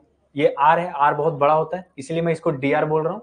और यहाँ पे इलेक्ट्रिक फील्ड अगर देखो, इलेक्ट्रिक फील्ड इसी डायरेक्शन में होगा, क्यों होगा, क्योंकि इक्वेटोरियल पॉइंट पे है ना, इक्वेटोरियल पॉइंट पे हमेशा इस डायरेक्शन में, ये अगर ये डाइपोल है तो उसके अपोजिट डायरेक्शन में इलेक्ट्रिक फील्ड होता है, तो इसीलिए मैंने ऐसा बनाया। ठीक है, अब देखो जरा, इलेक्ट्रिक फील्ड यहाँ से ई है, तो इसको dr अगर मैं बढ़ूंगा तो कितना इलेक्ट्रिक फील्ड घट जाएगा बेसिकली। देखो ना, इसका इलेक्ट्रिक फील्ड इसके अलावा क्या होता है, घटते जाता है ना, चार्ज से आप जितना दूरी में भागोगे उतना इलेक्ट्रिक फील्ड घटते जा रहा है। तो ई है यहाँ पे, तो इसको मैं इलेक्ट्रिक फील्ड यहाँ पे डायरेक्शन इलेक्ट्रिक फील्ड का इधर ही होगा, दैट इज कितना होगा बताओ, ई माइनस डी होगा, ई माइनस डी होगा। बट इस पे फोर्स किधर लगेगा, अगर मैं फोर्स अगर ड्रॉ करूं, फोर्स तो फोर्स तो इधर लगेगा ना, ये माइनस क्यू है, तो माइनस क्यू, ये कितना फोर्स लगेगा इस डायरेक्शन में, that is Q into E minus D होगा। ठीक है, और इस पे अगर मैं फोर्स बनाऊं, ये प्लस क्यू है तो इलेक्ट्रिक फील्ड के अलॉन्ग ही लगता है फोर्सेस, तो इसका मैं अगर फोर्सेस बनाऊं तो क्या हो जाएगा, क्यू इंटू ई हो जाएगा। देखो ना, इसको मैं इक्विवेलेंट बना दे रहा हूँ सर, यहाँ पे फोर्सेस जो लगेगा उसको क्यू इंटू ई लगेगा, और इस पे बेसिकली इसको लग रहा है Q into E minus D लग रहा है, ई माइनस डी लग रहा है। ठीक है, अब क्या हुआ, नेट फोर्स, सिस्टम पे नेट फोर्स लिख लिए, this force and this force.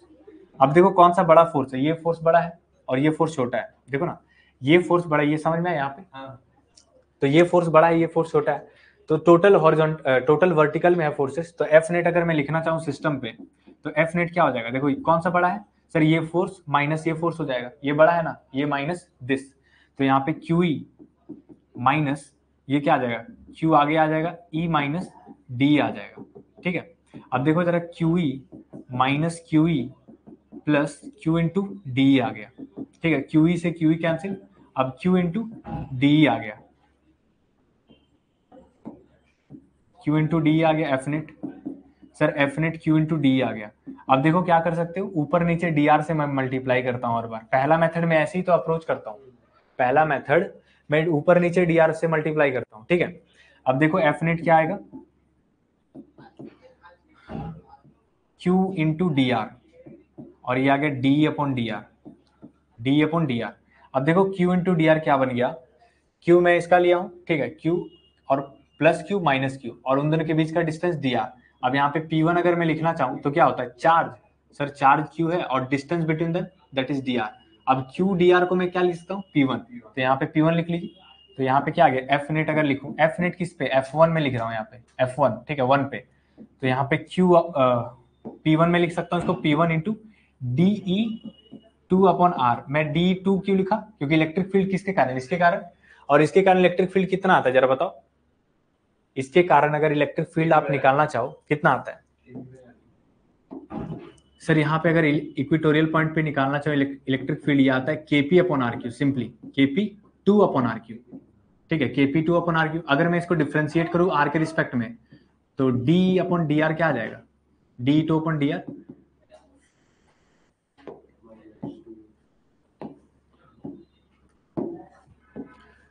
ये आ जाएगा minus K P2 upon R to the power 3 आ जाएगा, और यहाँ पे 2 भी आएगा। अरे इसको डिफ्रेंशिएट कर लो, समझे। चलिए यहाँ पे कितना आ गया सर, माइनस, देख लो सर, P1 और D2 अपॉन डी आर कितना आ गया, minus 2K P2 upon are cube. ठीक है, ये कितना आ जाएगा answer, minus 2K P1 P2 upon are Q आ गया, ठीक है, आर क्यू, और ये F1 आ गया। देखो माइनस प्लस में दिक्कत हो रहा है तो हम लोग क्या करेंगे, यहाँ पे माइनस प्लस में यहाँ पे अगर कंफ्यूजन हो रहा है तो यहाँ पे मॉड ले लेंगे, उसके बाद डायरेक्शन तो हम लोग देख लेंगे, डायरेक्शन एक्चुअली है क्या, ये नीचे ही जा रहा है ना, ये डाइपोल नीचे जा रहा है तो ये डाइपोल नीचे जाएगी ऊपर जाएगा, बताओ ऊपर जाएगा। Every action has equal and opposite, ये अगर नीचे जा रहा है तो ये ऊपर जाएगा, ठीक है, समझ में आ गया। तो यहाँ पे अगर इस पे फोर्स लिखना चाहो तो क्या लिखोगे, प्लस जे डायरेक्शन बेसिकली। अगर इस पे फोर्स, मैग्नीट्यूड तो सेम ही होगा दोनों पे, है ना, एफ और एफ दोनों पे फोर्सेस सेम लगेगा, लेकिन यहाँ पे माइनस जे हो जाएगा और ये प्लस जे हो जाएगा। तो F1 पे अगर मैं लिखना चाह रहा हूँ, मैं किस पे लिख रहा हूँ, इस पे लिख रहा हूँ, तो इसका मैग्नीट्यूड तो निकल गया। मैग्नीट्यूड अगर मॉड ले लो दोनों तरफ, और वेक्टर फॉर्म में अगर लिखना चाहो इसको मॉड ले लो पहले, ये मैग्नीट्यूड हो गया इनटू डायरेक्शन किधर है, नीचे, तो माइनस जे हो जाएगा। माइनस प्लस से कंफ्यूजन नहीं होना है, ठीक है, डायरेक्शन आप देख लेना। और F2 पे अगर लिखना चाहो तो F2 पे अगर मैं F2 पे लिखूं तो कितना आएगा, मैग्नीट्यूड तो सेम ही होगा, that is 2k P1 P2 upon are cube, और यहाँ पे डायरेक्शन क्या आ जाएगा, प्लस जे कैप में हो जाएगा।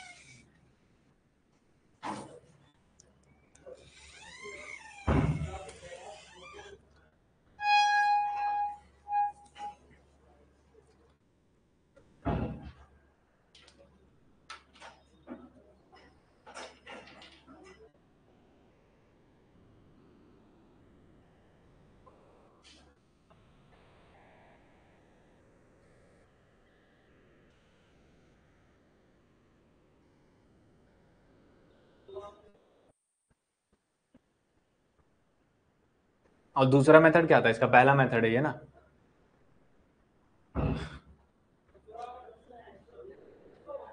वो तो वैसे ही आएगा, दूसरा मेथड इससे तो बना था, ये दूसरा मेथड से ही तो बना था, क्योंकि पहला मेथड मैं इससे इस पे निकाल रहा था, ठीक है, दूसरा मेथड क्या था, मैं इस पे उस पे देख लिया, और तीसरा मेथड देख लेते हैं कि वो कॉन्सेप्ट लगे कि नहीं, आर और एफ, ठीक है, आर पैरेलल एफ वाला कॉन्सेप्ट लगेगा कि नहीं, आर पैरेलल एफ वाला कॉन्सेप्ट लग रहा है, जरा बताओ।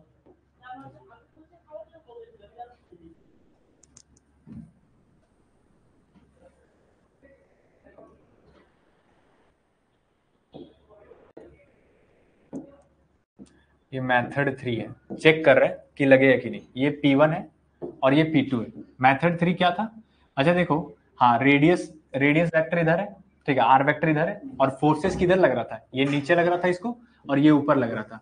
देखो R vector basically in this direction, और ये वर्टिकली अपवर्ड है, मतलब आर परपेंडिकुलर टू एफ है, तो ये नॉट एप्लीकेबल। पोटेंशियल एनर्जी जो लिखते हो ना, पोटेंशियल एनर्जी से रिलेटेड फिर डिफरेंशिएट करते हो, तो ये मेथड नहीं लगेगा। कब लगेगा ये मेथड, जब आर पैरेलल टू एफ रहेगा तब ये लगा लेना, ठीक है, तो यहाँ पे ये मेथड नहीं लगेगा, ठीक।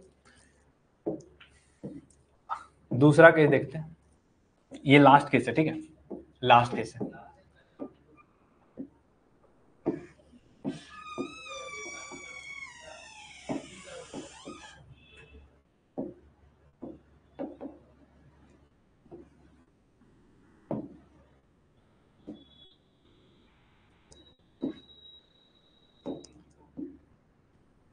ये जेई मेंस और डब्ल्यूबीजे में पूछता है ये सवाल, ठीक है, तो ध्यान रखना, जहां भी डाइपोल क्रिएट हो रहा हो सबसे पहले डाइपोल पे ध्यान देना, कहीं डाइपोल तो फॉर्म नहीं हो रहा है।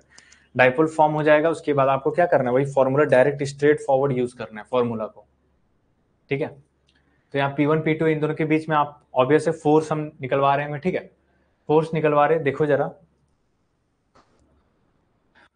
क्या मेथड 1 लगेगा, मेथड 1 देखो बहुत टफ हो जाएगा, मेथड 1 अगर लगाओगे, मेथड 1 क्या कैसे सोचते हैं, यहाँ पे प्लस क्यू ले लेते हैं और यहाँ पे माइनस क्यू लेते हैं। अब देखो डाइपोल है तो इसके अलावा आपको कंपोनेंट लेना पड़ेगा, जरा देखो इधर, ठीक है, डाइपोल एक्चुअली P1 इस तरफ है, तो मैं उस पॉइंट पे निकालना चाह रहा हूँ, तो इसका कंपोनेंट लेंगे आप, ठीक है, तो वहां पे फोर्सेस निकालेंगे, फिर अलग से इसको भी निकालना पड़ेगा, तो ये मेथड बेसिकली इसके लिए लेंदी हो जाएगा, ठीक है, तो मैं चाह रहा हूँ कि ये मेथड यूज ना करूँ। और दूसरा क्या था, मैं इसको देख लूँ, मैं इस पे देख रहा था, फिर दूसरा क्या था, इस पे देख लूँ, फिर उसी तरह plus Q minus Q same नहीं बन गया, सेम केसेस बन जाएगा, तो वैसे भी नहीं लगेगा। तो तीसरा मेथड देखो, तीसरा मेथड एक बार में लग जाएगा, समझे। तीसरा मेथड क्या था कि आर पैरेलल टू एफ होना चाहिए, आर पैरेलल टू एफ, तो आर वेक्टर तो पता है इस डायरेक्शन में है, एफ देखते हैं किधर फोर्स लग रहा है, फोर्स कैसे, देखो यहाँ पे प्लस चार्ज होगा, ठीक है, ये माइनस होगा, और ये प्लस चार्ज होगा, ये माइनस चार्ज होगा, ठीक है।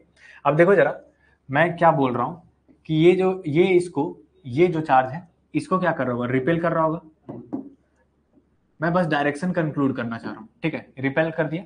अब ये जो चार्ज है इसको क्या कर रहा होगा, अट्रैक्ट कर रहा होगा, कुछ ऐसा डायरेक्शन होगा, तो यहीं पे कुछ ऐसा बना देते हैं, ठीक है। अब ये चार्ज के बारे में देख लेते हैं। अब ये चार्ज जो है, ये जो चार्ज है नेगेटिव चार्ज इसको क्या कर रहा होगा, रिपेल कर रहा होगा, ठीक है, ये रिपेल हो गया। और ये जो चार्ज है इसको अट्रैक्ट कर रहा होगा, तो कुछ ऐसा इस डायरेक्शन में होगा। तो ओवरऑल अगर ओवरऑल देखा जाए तो इसका इंटेंसिटी ज्यादा होगा ना, क्योंकि ये जो साइड है, लेंथ देखो, ये लेंथ देखो और ये लेंथ देखो, ठीक है, ये लेंथ देखो, ये लेंथ देखो। मतलब ओवरऑल होगा क्या एक्चुअली, इसका तो कंपोनेंट ये तो टुकड़ों में बढ़ जाएगा, ठीक है, टुकड़ों में बढ़ जाएगा। और डिस्टेंस भी देखो, ये लेंथ कम है। अगर मैं इस चार्ज के बीच में अगर फोर्सेस लिखूं और इस चार्ज के बीच में फोर्सेस लिखूं तो ज्यादा तो ये आएगा, ठीक है, तो ये ज्यादा रिपेल हो रहा होगा।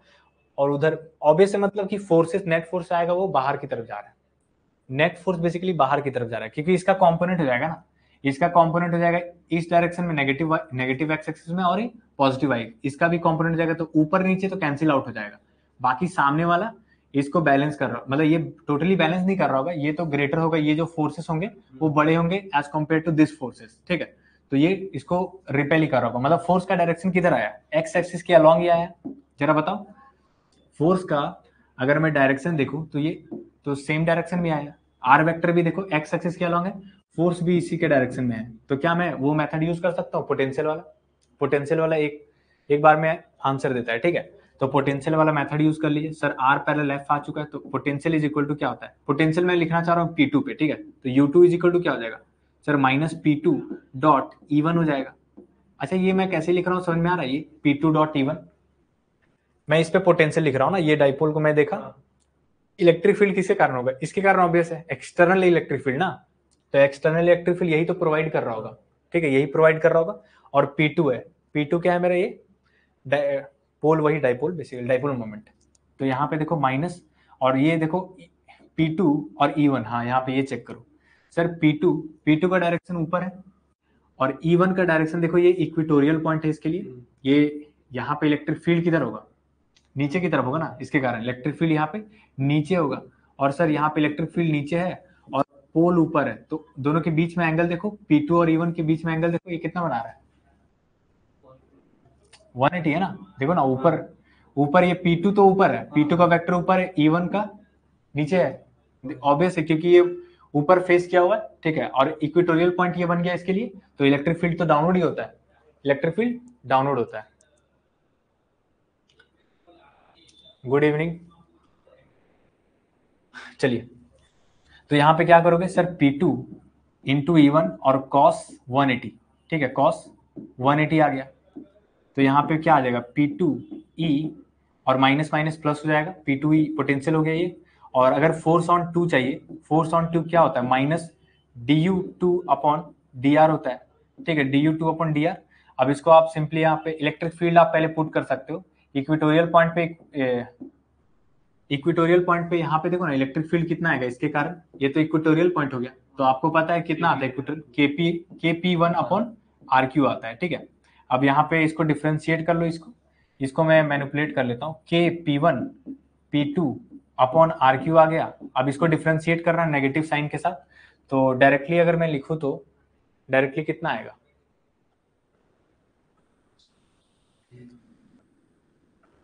डायरेक्टली आप इसको लिख सकते हो, डिफ्रेंशिएट कर सकते हो इस चीज को, ठीक है, कितना आएगा जरा बताओ,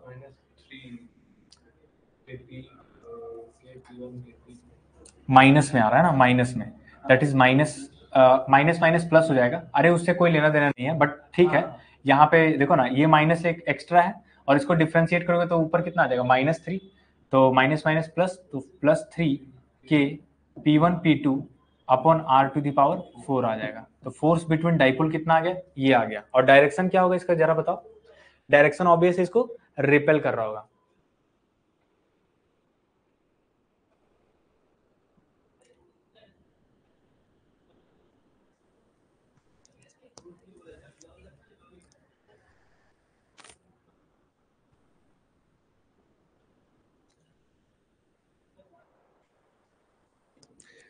अभी हम लोग एसएचएम का क्वेश्चन करेंगे, ठीक है, जिसको प्रॉब्लम होता है वो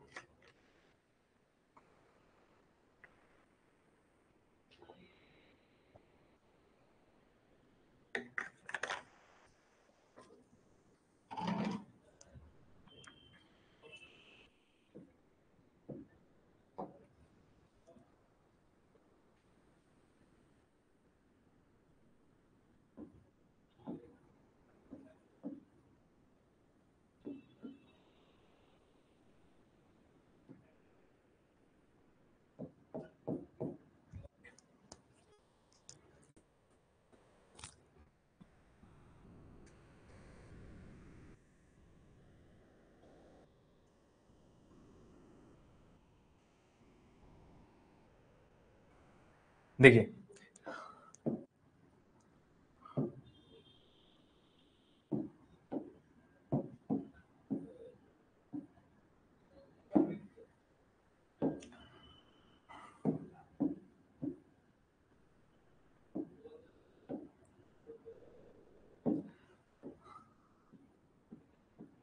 क्वेश्चन ऐसे ही बनता है जैसे कि यूनिफॉर्म इलेक्ट्रिक फील्ड है यहाँ पे, ठीक है, यूनिफॉर्म इलेक्ट्रिक फील्ड में एक डाइपोल को रख दिया गया है, उसका डाइपोल मोमेंट यहाँ पे मैं पी बोल रहा हूँ, ठीक है, पी बोल रहा हूँ, और हल्का सा बेसिकली इसको डिस्प्लेस कर दिया जाता है मीन पोजीशन से। अच्छा, इसका मीन पोजीशन क्या होगा सर? मीन पोजीशन इसको छोड़ने के बाद ये वापस इस लाइन के अलॉन्ग आ जाना है, क्योंकि इलेक्ट्रिक फील्ड देखो ना, इसको ले आएगा इस डायरेक्शन में, है ना, कल ही हमने देखा था इलेक्ट्रिक फील्ड क्या करेगा, इसको खींच के उधर ले जाएगा, तो इक्विलिब्रियम पोजीशन तो ये हो गया।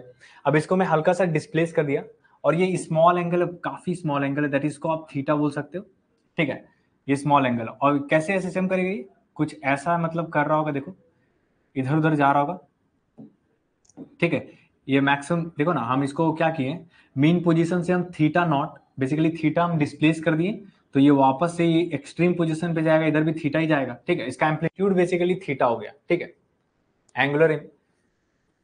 एंगुलर एम्पलीट्यूड इसको बोलते हैं, ठीक है, तो ये थीटा हो गया, और इसी के अबाउट ये एसएचएम करेगा।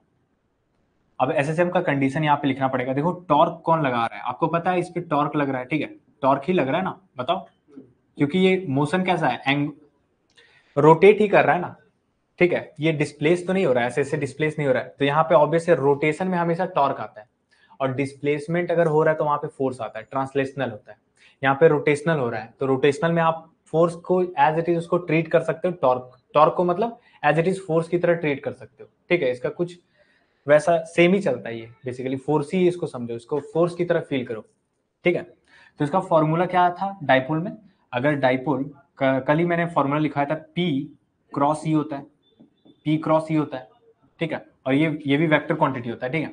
और मैंने क्या बताया था कल कि सर एंटी क्लॉकवाइज जा रहे हो तो आउट, इसको डॉट से रिप्रेजेंट करते हैं, और क्लॉकवाइज जा रहे हो तो ये क्रॉस से होता है, देखो ना, इसको राइट हैंड थंब रूल, इसको कर्ल करो, ये out out of the plane आ रहा है, और इसको आप कर्ल करो तो इनटू द प्लेन आ रहा है, ठीक है।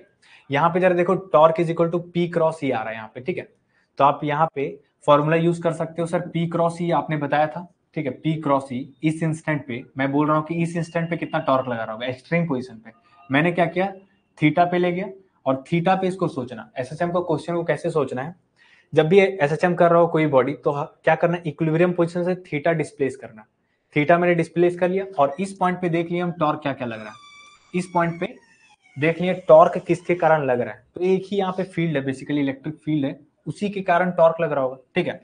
अब यहाँ पे इलेक्ट्रिक फील्ड, यहाँ पे देखो ना, इलेक्ट्रिक फील्ड का डायरेक्शन ऐसा है, और पोल का डायरेक्शन अगर मैं इसको एक्सटेंड करूं, पोल का डायरेक्शन इधर होगा ना, तो P क्रॉस ई क्या होता है बताओ, इसको एक्सपैंड करो, P इंटू ई साइन थीटा, ये तो मैग्नीट्यूड है, अब डायरेक्शन भी आपको देखना पड़ेगा ना, तो P का डायरेक्शन देखो जरा सर, ये इलेक्ट्रिक फील्ड हो गया और ये आप P हो गया, ठीक है, तो P cross E into the plane आ रहा है ना, तो इंटू द प्लेन आप ऐसे भी रिप्रेजेंट कर सकते हो, या फिर माइनस के ले लो, ठीक है, इसको मैं माइनस के बोल रहा हूँ और इसको मैं प्लस के बोल रहा हूँ, तो ऐसे भी बोल सकते हो, माइनस के प्लस के, ये वाला चेंज कर सकते हो, बट ये चेंज नहीं करना है। तो हमने क्या किया सर, P इंटू ई साइन थीटा, और यहाँ पे कौन से डायरेक्शन में सर, अंदर की तरफ, तो माइनस के हो गया, ठीक है, माइनस के हो गया, ठीक। यहाँ पे देखो ये टॉर्क आ गया, रिस्टोरिंग टॉर्क इसको बोल सकते हैं, ठीक है, जैसे वहां पे रिस्टोरिंग फोर्स होता है ना स्प्रिंग में, तो यहाँ पे रिस्टोरिंग टॉर्क होता है, that is P E sine theta minus के कैप, ठीक है, यहाँ तक क्लियर है। अब मैंने क्या बोला था कि थीटा जो है बहुत स्मॉल है, थीटा बहुत स्मॉल है, वेरी वेरी स्मॉल, तो साइन थीटा क्या हो सकता है? अरे एसएचएम तो ऑब्वियस है, जो एम्पलीट्यूड होता है ना बहुत छोटा से ऐसे छोटे एंगल पे मतलब ये होता है, क्या होता है, एसएचएम करता है, ठीक है। और डिस्प्लेसमेंट भी जो होता है वो छोटे डिस्टेंस में डिस्प्लेसमेंट होता है, ठीक है। एसएचएम यहाँ से यहाँ ऐसे से।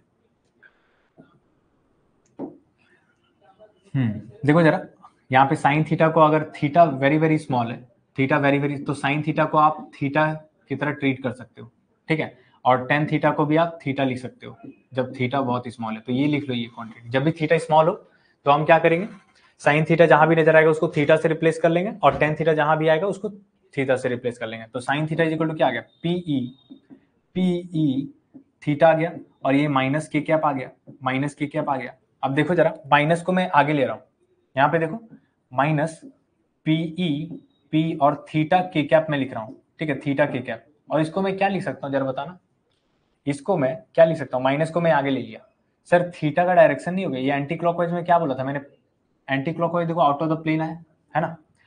बेसिकली इसको मैं थीटा वेक्टर लिख सकता हूँ, देखो ना, थीटा वेक्टर को मैं क्या लिख सकता हूँ, थीटा का इसका मैग्नीट्यूड और डायरेक्शन, डायरेक्शन क्या होगा ऊपर की तरफ, इसको देखो ना डायरेक्शन, यहाँ पे थीटा ऐसे है ना, थीटा बेसिकली एंटी क्लॉकवाइज जा रहा है ना, तो एंटी क्लॉकवाइज में ऐसे करोगे तो थंब की तरफ आउट टू द प्लेन आ रहा है, आउट ऑफ द प्लेन, और आउट ऑफ द प्लेन में आपने क्या लिखा है, प्लस के कैप, डायरेक्शन वही तो बता रहा है, प्लस के कैप, देखो out of the plane plus K cap, तो यहाँ पे प्लस के कैप आएगा। और ये पार्ट को मैं क्या लिख सकता हूँ, देखो यहाँ पे थीटा वेक्टर में लिख दूं, तो माइनस पीई, ये थीटा वेक्टर आ गया, थीटा वेक्टर आ गया, तो यहाँ पे देखो यहाँ से ये प्रूफ होता है कि हाँ ये एसएचएम कर रहा होगा, क्योंकि जब भी एसएचएम करता है तो फोर्स किसके प्रोपोर्शनल होता है, माइनस ये होता है ना डिस्प्लेसमेंट। तो यहाँ पे जब भी रोटेशन हो रहा होगा, रोटेशन में मतलब रोटेट यहाँ पे एसएचएम कर रहा होगा, तो यहाँ पे जो प्रोपोर्शनल आता है वो थीटा वेक्टर के प्रोपोर्शनल आता है। तो यहाँ पे देख सकते हैं ये पी बेसिकली कांस्टेंट है, इलेक्ट्रिक फील्ड कांस्टेंट है, और डाइपोल मोमेंट यहाँ पे कांस्टेंट है, तो थीटा के proportional that is negative of theta. तो ये जो बॉडी है ऑब्वियस है, ये सर प्रोपोर्शनल किसके प्रोपोर्शनल आ गया, माइनस थीटा के प्रोपोर्शनल आ गया, तो मैं कह सकता हूँ कि ये एसएचएम कर रहा होगा, है ना, एसएचएम का कंडीशन यहाँ पे फॉलो हो गया ना। तो ऐसे ही डील करना है, जब भी आएगा एक क्वेश्चन भी मिल लूंगा उसमें भी ऐसे करके दिखाऊंगा, ठीक है। देखो जरा थीटा, और जब भी ऐसा कंडीशन मिले तो ये डायरेक्टली लिखना। अब देखो यहाँ पे क्या बन रहा है, ये पार्ट को देखो समझना जरूरी है, डेरिवेशन, क्योंकि नया क्वेश्चन बन के आ जाएगा तो कैसे सोचोगे, तो प्रोसीड तो ऐसे ही करोगे ना, ठीक है। टॉर्क लिखना है, जैसे कितने सारे फोर्सेस है, क्या कहीं ट्रांसलेशनल मोशन तो नहीं कर रहा है, तो ऑब्वियस है वहां पे ना कभी ट्रांसलेशनल कर रहा होगा या रोटेशनल कर रहा होगा, दो में से एक ही चीज मोशन कर रहा होगा, ठीक है। तो यहाँ पे रोटेशनल मोशन किया तो ऐसे डील करना है, ठीक है, इसको समझो एक बार। तो यहाँ पे टॉर्क देखो, टॉर्क इज इक्वल टू क्या लिख सकता हूँ मैं, किसी के अबाउट अगर ये एसएचएम कर रहा है, ठीक है, किसी के अबाउट, ये मान लो मास हमने दिया नहीं था ना, यहाँ पे चार्ज होगा माइनस क्यू होगा और ये प्लस क्यू होगा, ठीक है। बगल में मैं चार्ज दे रहा हूँ, एम चार्ज है और इसका भी चार्ज एम है, ठीक है, एम चार्ज एम चार्ज, यार रहने दो एम चार्ज छोड़ो। यहाँ पे टॉर्क इज इक्वल टू क्या लिख सकते हो, जिसके अबाउट एसएचएम कर रहा है, ठीक है, जिसके अबाउट एसएचएम कर रहा है, तो आई सी ओ एम, ठीक है, आई सी ओ एम आपने पढ़ा था, torque is equal to I alpha, rigid body dynamics में।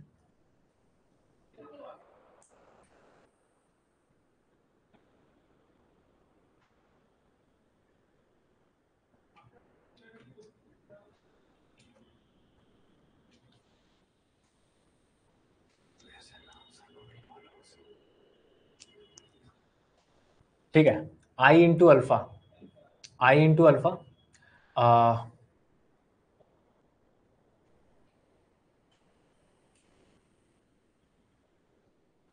क्या लिख रहे हो, समझ नहीं आ रहा sir. Torque is equal to sir ये आई अल्फा होता है, और आई अल्फा इसको वेक्टर फॉर्म में लिखना पड़ेगा, ठीक है। आई अल्फा, और आई क्या होता है, सी सेंटर ऑफ मास के अबाउट, ठीक है, जिसके अबाउट बेसिकली एसएचएम कर रहा है, तो यहाँ पे इस सेंटर ऑफ मास के अबाउट ही एसएचएम कर रहा होगा, समझ गए, सेंटर ऑफ मास के अबाउट, और बीच में ही आएगा। देखो आईसीएम अल्फा, और यहाँ पे मैं लिख रहा हूँ minus P E theta vector, ठीक है, थीटा वेक्टर। अब आप जानते हो सर अल्फा को मैं लिख सकता हूँ, अल्फा को लिख सकता हूँ माइनस ओमेगा स्क्वायर थीटा लिख सकता हूँ, ठीक है, माइनस ओमेगा स्क्वायर थीटा। ये एक्चुअली मैग्नीट्यूड वाइज हो गया, और डायरेक्शन देख लेंगे कौन से डायरेक्शन में है, अल्फा बेसिकली यही डायरेक्शन में होगा अल्फा, ठीक है। और ये इनटू द प्लेन आ रहा है, इनटू द प्लेन मतलब माइनस के कैप, माइनस के कैप आ गया, तो आईसीएम हो गया, और alpha basically omega square theta हो गया, और माइनस के कैप हो गया यहाँ पे, and is equal to minus P, और ये थीटा, थीटा वेक्टर को क्या लिख सकते हो, theta into K cap, theta into K cap में लिख लिया। यहाँ पे देखो माइनस से माइनस कैंसिल, थीटा कैप से कैंसिल, और यहाँ पे देखो ओमेगा स्क्वायर क्या आ गया, P upon I C M आ गया, P upon I C M. अगर मैं ओमेगा सिर्फ निकालूं तो ये कितना आ जाएगा, root under P by I C M आ जाएगा, ठीक है। और टाइम पीरियड क्या होता है sir, time period 2 pi by omega होता है, time period 2 pi by omega, तो 2 पाई यहाँ पे आ गया, और 1 बाई ओमेगा वैल्यू क्या हो जाएगा, आई सी एम अपॉन पी हो जाएगा। तो ये हमारा आंसर हो जाएगा। ये याद रखना है फॉर्मूला, ये कम से कम याद रखिए। डेरिवेशन अगर याद नहीं है तो कम से कम ये फॉर्मूला याद रखिएगा।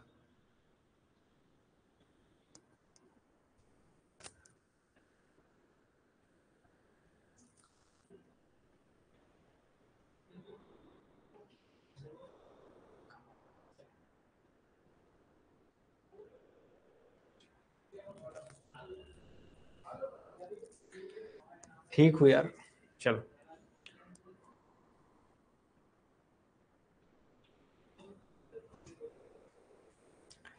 देखो जरा कि क्या गया, 2 pi root under I C M upon P. इससे रिलेटेड अभी हम लोग क्वेश्चन करेंगे, ठीक है। ये समझ में आया डेरिवेशन इसका, कहीं डाउट है क्या?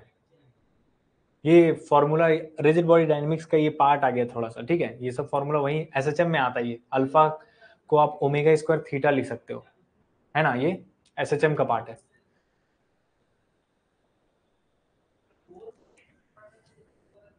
जैसे एक्सेलरेशन को क्या लिखते हैं एसएचएम में, माइनस ओमेगा स्क्वायर एक्स। तो सिमिलरली अल्फा को हम लोग लिख सकते हैं माइनस ओमेगा स्क्वायर थीटा लिख सकते हैं, समझे। देखो क्वेश्चन करते हैं, क्वेश्चन करेंगे तो समझ में आएगा। बस फॉर्मूला ये याद रखना है, टाइम पीरियड क्या आ गया sir, time period 2 pi by root under I C M upon क्या आ गया, पी इंटू ई आ गया। या फिर आई अबाउट हिंज भी कर सकते हो उसको, आई अबाउट हिंज ज्यादा प्रॉपर होता है, ठीक है। आई अबाउट हिंज ज्यादा प्रॉपर होता है, ये आई अबाउट हिंज। यहाँ पे ऐसा मानो कि इसको ट्रीट करो,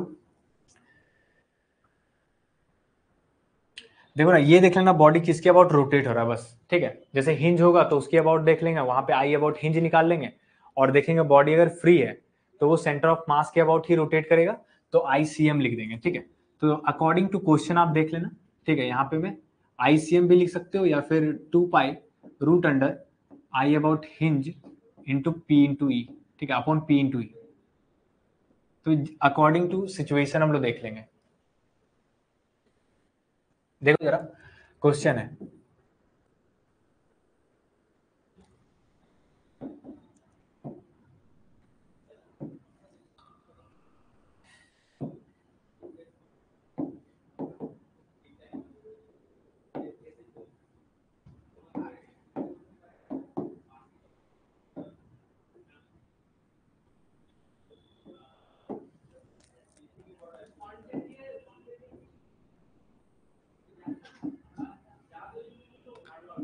ये एम आ गया, और ये भी एम मास होगा इसका, ठीक है। चार्ज का कुछ मास होगा, ठीक है, एम में ले लिया हूं, और प्लस क्यू है और माइनस क्यू है, और यहाँ पे इलेक्ट्रिक फील्ड यहाँ पे आपको दिया गया है, ठीक है। इलेक्ट्रिक फील्ड यहाँ पे ई है, यूनिफॉर्म इलेक्ट्रिक फील्ड है ये यूनिफॉर्म है।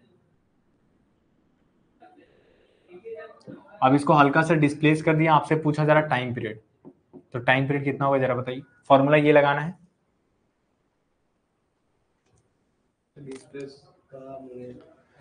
वो मेथड नहीं जाना है, मतलब ठीक है, आप एक बार देख लेना फॉर्मूला आप देख लिया ना एक बार। आपको क्या करना है, ये फॉर्मूला लगा के आंसर निकालना है। तो ये बस सोचो, यहाँ पे ये सोचना है सर, ये डाइपोल को अगर डिस्प्लेस करोगे तो एसएचएम करेगा, एसएचएम का टाइम पीरियड कितना है 2 पाई। देखो ना बॉडी देख लेना, अगर दो मासेस ऐसा कुछ कर पाओ कि दो पॉइंट चार्ज में आप कन्वर्ट कर लो, ठीक है। अभी वो भी देखेंगे हम लोग, बड़ी बॉडी में भी देखेंगे एसएचएम कैसे हो रहा है। तो यहाँ पे आपको दे दिया गया पॉइंट चार्ज और पॉइंट मास, बेसिकली एमएम दे दिया गया आपसे। यहाँ पे ये सोचना है कि इलेक्ट्रिक किसके अबाउट एसएचएम कर रहा होगा, सेंटर ऑफ मास के अबाउट एसएचएम करेगा ना। हिंज उंज तो मैंने नहीं दिया है, हिंज रहता तो हिंज के अबाउट निकाल लेते। यहाँ पे आपको सेंटर ऑफ मास कहाँ पे आएगा वो सोचना पड़ेगा। जैसे मास एमएम है तो कहीं सेंटर ऑफ मास बीच ही में तो आएगा, अगर लेंथ एल है तो लेंथ एल है, तो यहाँ पे इसी के अबाउट बेसिकली एसएचएम कर रहा होगा, ठीक है। और ये अगर टोटल लेंथ l है तो ये l/2 हो जाएगा और ये l/2 हो जाएगा, ठीक है, l/2 तो आपको क्या निकालना है सर, टाइम पीरियड निकालना है। और टाइम पीरियड का फॉर्मूला कितना होता है, 2 पाई रूट अंडर, यहाँ पे देखो फ्री है बॉडी, हिंज नहीं है तो मैं इसको हिंज मान रहा हूँ, आईसीएम को हिंज मान रहा हूँ, तो आईसीएम आ गया सर, आईसीएम अपॉन, ठीक है, और ये क्या है, मोमेंट ऑफ इनर्शिया है ना, आई क्या है, मोमेंट ऑफ इनर्शिया, और नीचे क्या आ जाएगा बताओ जरा, P इंटू ई, देखो वही हो जाएगा। अब यहाँ पे P तो एज इट इज, यहाँ पे P क्या हो जाएगा जरा बताओ, P अलग अलग निकाल लेते हैं हम लोग, आईसीएम निकालना पड़ेगा अलग से, ठीक है, ये निकालना पड़ेगा और P निकालना पड़ेगा, और इलेक्ट्रिक फील्ड गिवन है, ठीक है, इलेक्ट्रिक फील्ड यहाँ पे मैं ई नॉट बोल रहा हूँ, तो इलेक्ट्रिक फील्ड यहाँ पे ई नॉट गिवन है, तो ये दो चीज निकालना है और इस पे पुट करना है, दो चीज निकाल के पुट कर लेंगे, टाइम पीरियड आ जाएगा हमारा, टाइम पीरियड आ जाएगा। देखो जरा आईसीएम, ठीक है, moment of inertia about centre of mass, ठीक है, तो एक मास यहाँ पे, एक मास यहाँ पे, तो आपको पता है एक पार्टिकल है किस डिस्टेंस पे है, देखो जरा l/2 पे ये भी है और ये भी l/2 पे है, तो मोमेंट ऑफ इनर्शिया क्या आ जाएगा, simply m into D square, distance का स्क्वायर, ठीक है, m इंटू डिस्टेंस का स्क्वायर क्या आ जाएगा, यहाँ पे लिख लो सर मास, ठीक है, मास इंटू, देखो सेंटर सीएम से मैं निकाल रहा हूँ, ठीक है, सेंटर ऑफ मास कहीं बीच में ही आएगा, और कितना है ये मास का जो डिस्टेंस बिटवीन है कितना है, l/2 है, ठीक है, ये तो एक मास का हो गया, प्लस आप ये मास का भी देखना पड़ेगा क्योंकि सिस्टम में दो मासेस हैं तो सबका सेंटर ऑफ मास निकलना पड़ेगा, तो m, तो सिमिलरली यहाँ का भी वही हो जाएगा, दैट इज m l/2 का होल स्क्वायर हो जाएगा, ठीक है, ऐड हो गया ये।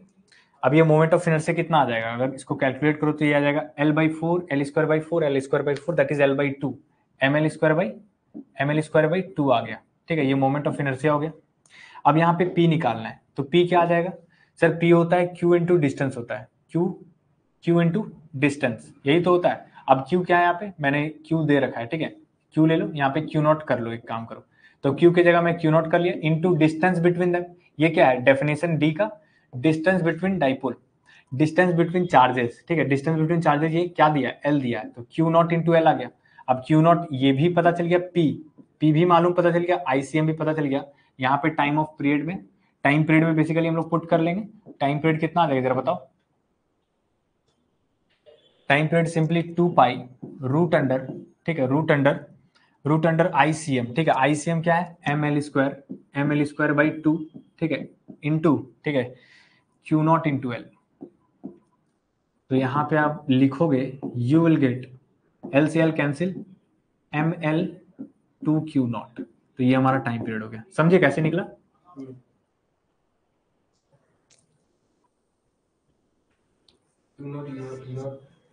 कहीं मिस्टेक है क्या, अच्छा P होगा ना, यहाँ पे E नॉट होगा,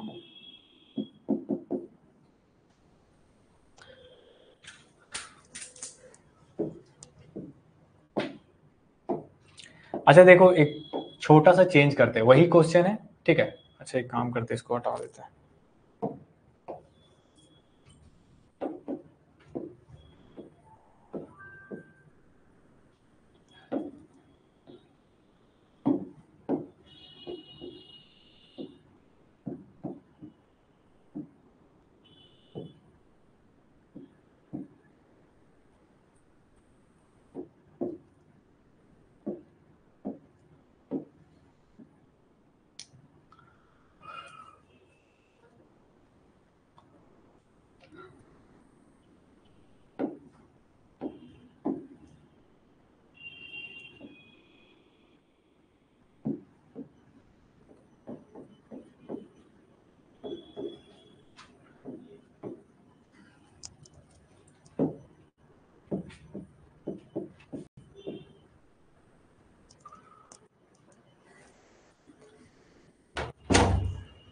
निकालो।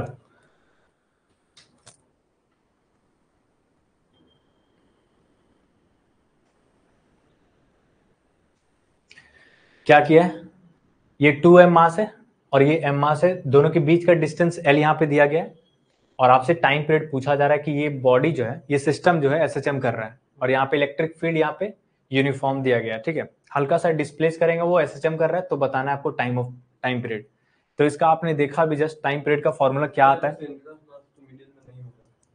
हाँ सेंटर ऑफ मास मिडिल पे नहीं होगा, उसी के अबाउट SHM करना है, ठीक है, उसी के अबाउट एसएचएम करना है तो सेंटर ऑफ मास आपको निकालना पड़ेगा ना। निकालो, कहाँ पे आएगा बताओ। फिर मोमेंट ऑफ इनर्शिया भी तो आपको लिखना है।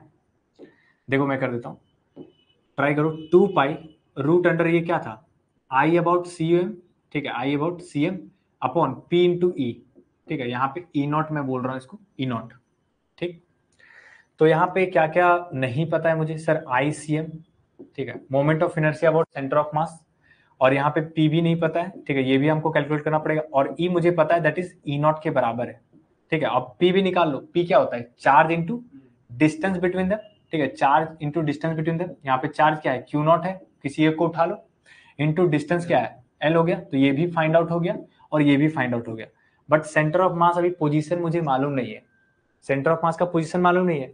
जैसे मास सेम था तो सेंटर ऑफ मास कहाँ, बीच में, मिडिल में चिपक गया था, तो डिस्टेंस आपको सेंटर ऑफ मास के अबाउट आपको लिखना है मोमेंट ऑफ इनर्शिया, तो कैसे लिखोगे।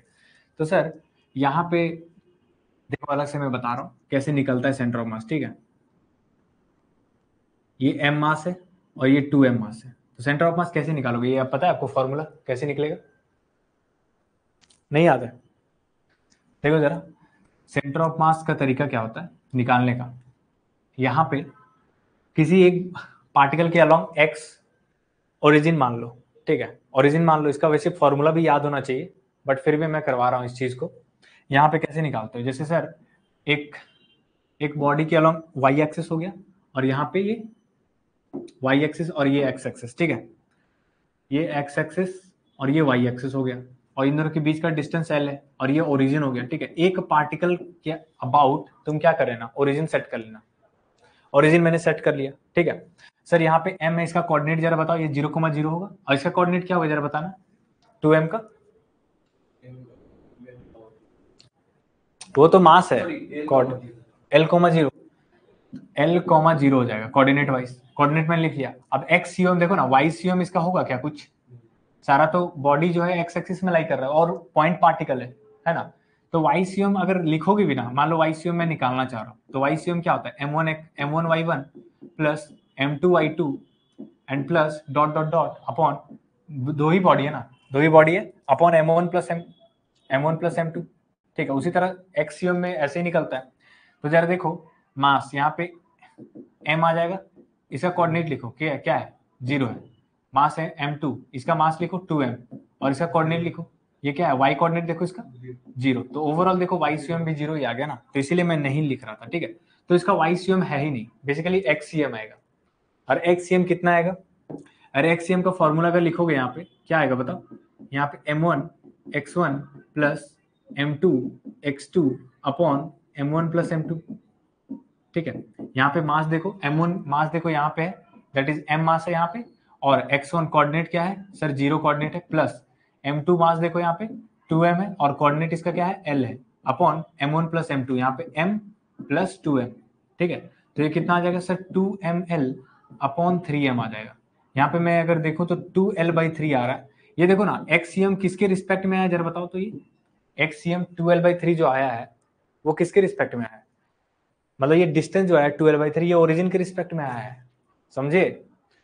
मैं यहाँ पे ओरिजिन लिया, और एक्सीएम 12/3 मतलब ये एक्सीएम का कोऑर्डिनेट क्या है 12/3, और वाईसीएम का कोऑर्डिनेट क्या है 0 था ना, तो अगर एक्ससीएम कॉमा वाईसीएम में लिखूं तो ये कितना आ गया जरा बताओ, ये आ गया 12/3 कॉमा 0, और ये कहाँ पे कोऑर्डिनेट लाई करता है, एक्स एक्सिस में लाई कर, तो 12/3 देखो ये एल से छोटा है, 12/3 मतलब कहीं यहाँ पे, और ऑब्वियस है देखो ये बड़ा मास है और ये छोटा मास है, तो ऑब्वियस है जो सेंटर ऑफ मास होता है वो बड़े मास से अट्रैक्टेड, मतलब उधर ही रहता है, मतलब पास रहता है, ठीक है, बड़े मास के पास रहता है, समझे। जैसे मान लो यहाँ पे देखो, छोटा मास है ये बड़ा मास है, तो देख के ही बता सकते हो सेंटर ऑफ मास कहाँ पे आएगा, देखो इधर ये बीच में नहीं आएगा, कहीं शिफ्ट होकर इधर आएगा, क्योंकि इसका मास ज्यादा है, ठीक है, सेंटर ऑफ मास कहीं इधर आएगा। तो ऐसे भी इंफॉर्मेशन अगर मालूम है तो कर सकते हो। तो यहाँ पर 12/3 आ गया, तो यहाँ पे देखो जरा, यहाँ से डिस्टेंस कितना आएगा इस पे, सॉरी सर, यहाँ पे डिस्टेंस आएगा ये 2l/3 होगा, और ये कितना हो जाएगा जरा बताओ, ये वाला पार्ट, ये l/3 हो जाएगा ना, l/3 हो जाएगा, क्योंकि टोटल l है तो इसको माइनस करोगे तो l/3 आ जाएगा। तो इसके अबाउट बेसिकली एसएचएम कर रहा है, ठीक है, इसके अबाउट एसएचएम कर रहा है। तो यहाँ पे मोमेंट ऑफ इनर्शिया अगर मैं निकालूं तो मोमेंट ऑफ इनर्शिया इसके अबाउट आपको निकालना पड़ेगा, यही बेसिकली ICM। और यहाँ पे इसके अबाउट कितने मास है सर? यहाँ पे एक मास है और एक यहाँ पे मास है, ठीक है।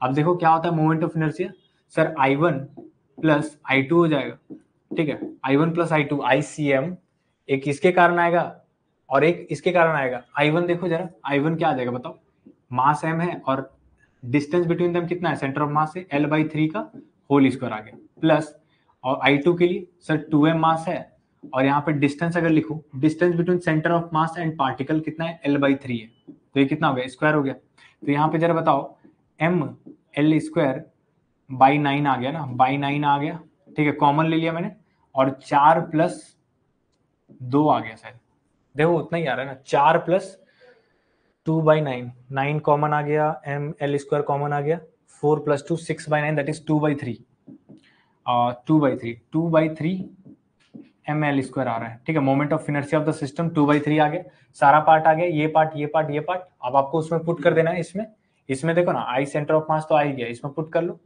यहाँ पे मैं पुट कर देता हूँ, तो ये कितना आ जाएगा सर, √2π में लिख रहा हूँ यहाँ पे, √2/3 mL² बाई P कितना आया था, Q0 into L into E0 आया था, बस इसको सॉल्व कर लेना, यही हो जाएगा, ठीक है।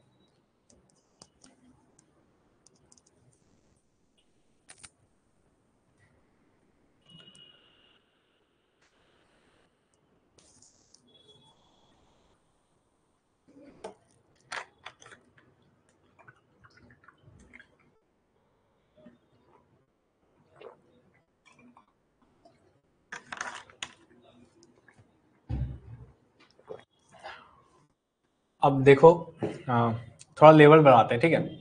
लेवल बढ़ाना क्या है, वही सेम चलेगा, कॉन्सेप्ट सेम रहेगा, बट थोड़ा बॉडी चेंज कर देंगे हम। बॉडी चेंज करने से क्या होगा, तुम वही सेंटर ऑफ मास का कॉन्सेप्ट थोड़ा लगाना, इसमें वही चलने वाला है। मान लो कि एक रिंग दे देते हैं आपको, ठीक है, मान लो एक रिंग है सर, एक रिंग है यहाँ पे और इलेक्ट्रिक फील्ड दे देते हैं यहाँ पे, ठीक है।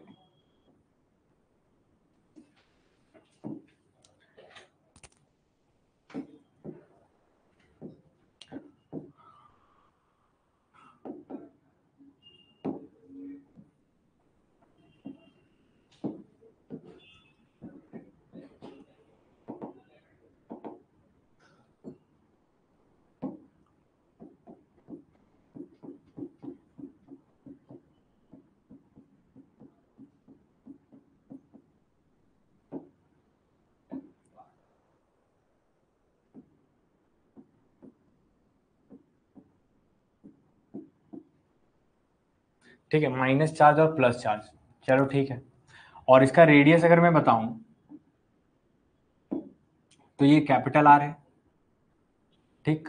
हल्का सा क्या किए हैं, इसको डिस्प्लेस करके छोड़ दिए, समझे क्वेश्चन, इसको हल्का सा डिस्प्लेस करके छोड़ दिए, और यहाँ पे ये जो इलेक्ट्रिक फील्ड है ये यूनिफॉर्म है। तो बताना टाइम पीरियड क्या होगा, ठीक है, टाइम पीरियड क्या होगा, समझ गए। क्वेश्चन आसान है, कर लिए हो तुम, क्वेश्चन आसान है, क्या है, टाइम पीरियड आपको निकालना है, बताओ टाइम पीरियड क्या होगा इसका। क्वेश्चन ऐसा है, मेंस में आ सकता है।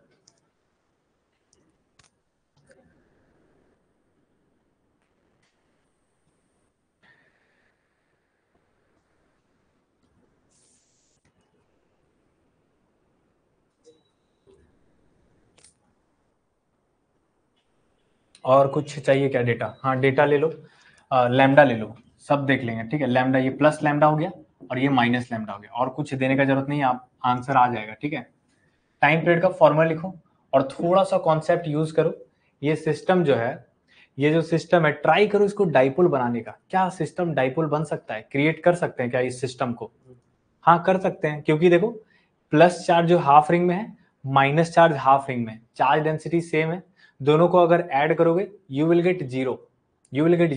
तो डाइपोल का कंडीशन यही तो होता है कि नेट जो चार्ज होना चाहिए सिस्टम पे वो जीरो होना चाहिए। हाँ ये रिंग है, रिंग, डिस्क नहीं है, रिंग है। देखो ना, ये चार्ज डिस्ट्रीब्यूटेड कैसा मैं किया हूँ, हाँ स्फीयर, हॉलो स्फीयर और हेमिस्फीयर में दिक्कत हो सकता था, ठीक है। बॉडी चेंज करने से कोई फर्क नहीं पड़ता है। देखो जरा, ये क्या है, मेरा रिंग है, ठीक है।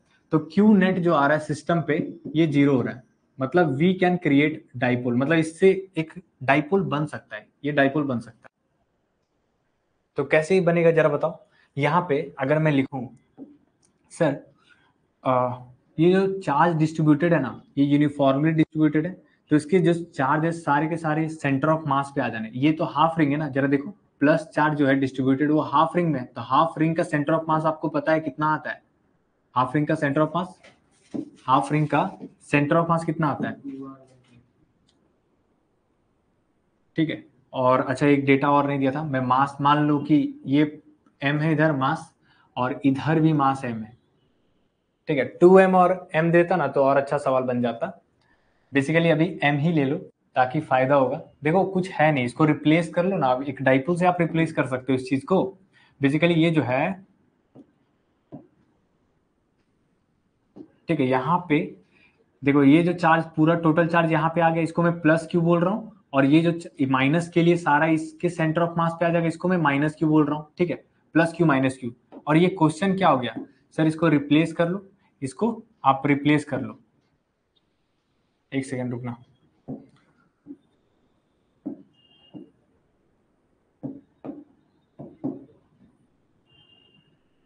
ठीक है।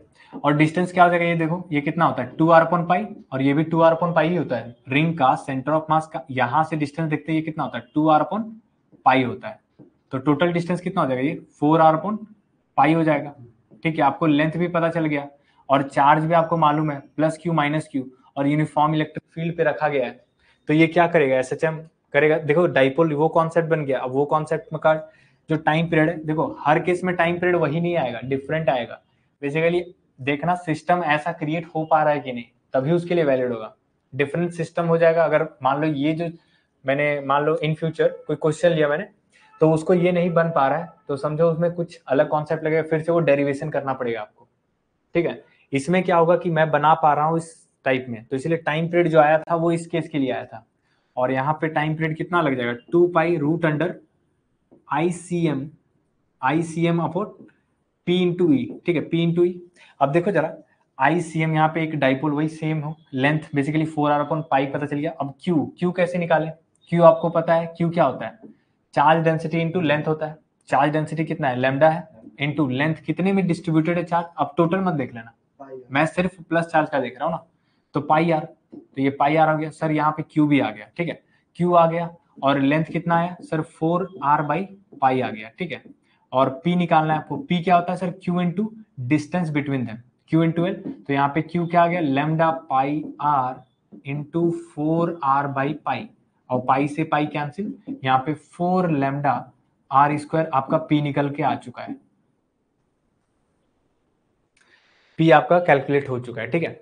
अब आपको क्या करना है, p निकल गया सर, यहाँ पे p निकल गया, और e नॉट में बोल दे रहा हूँ, तो e भी पता है मुझे सर, e नॉट के बराबर है, ठीक है, e नॉट भी पता है सर, ये भी पता चल गया। तो ये पता चल गया, ये पता चल गया। अब ये ICM कैसे निकालें, ICM ये मैटर कर रहा है ना।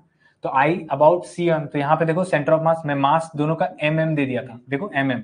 अगर मान लो मैं 2m दे देता, एक 2m और m, तो पिछले वाले कॉन्सेप्ट नहीं बन गया, तो सेंटर ऑफ मास कहीं यहाँ पे आ जाता, ठीक है। तो उसको भी लेंथ को आपको 4r/पाई लिखते, वहां पे मैंने l दिया था, तो वेरिएबल में l से लिख लेना, रिप्लेस कर लेना, ठीक है।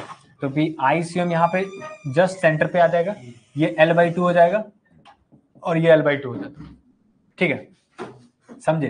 तो ICM क्या आ जाएगा सर, मास I1 + I2 मास इंटू l/2 का whole square, plus mass into l/2 का होल स्क्वायर, दोनों का लिख लिया, ये मास और ये मास दोनों का लिख लिया, ठीक है।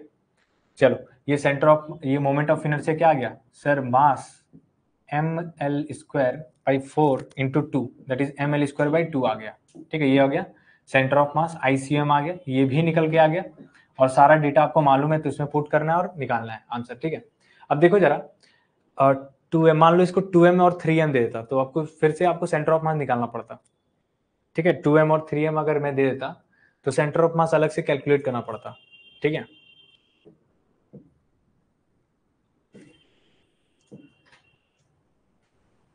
एक लास्ट करते हैं, ठीक है, उसके बाद लेक्चर को एंड करेंगे।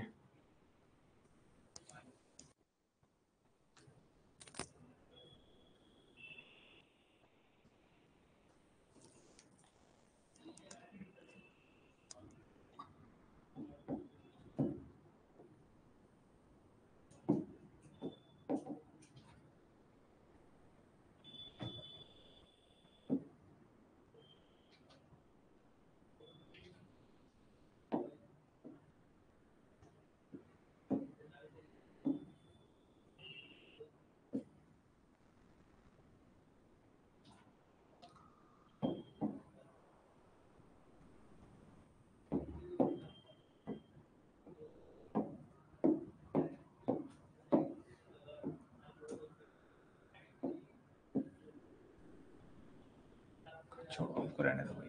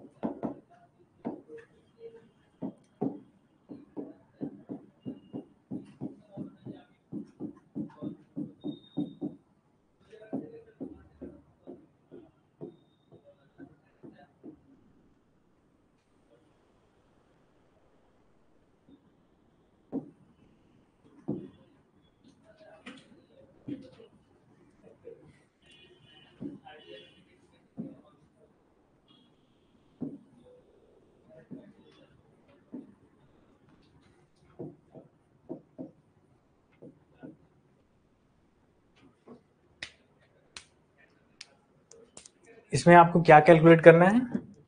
टाइम पीरियड, ठीक है। तो ट्राई करो, क्या ये सिस्टम वैसा बन पा रहा है?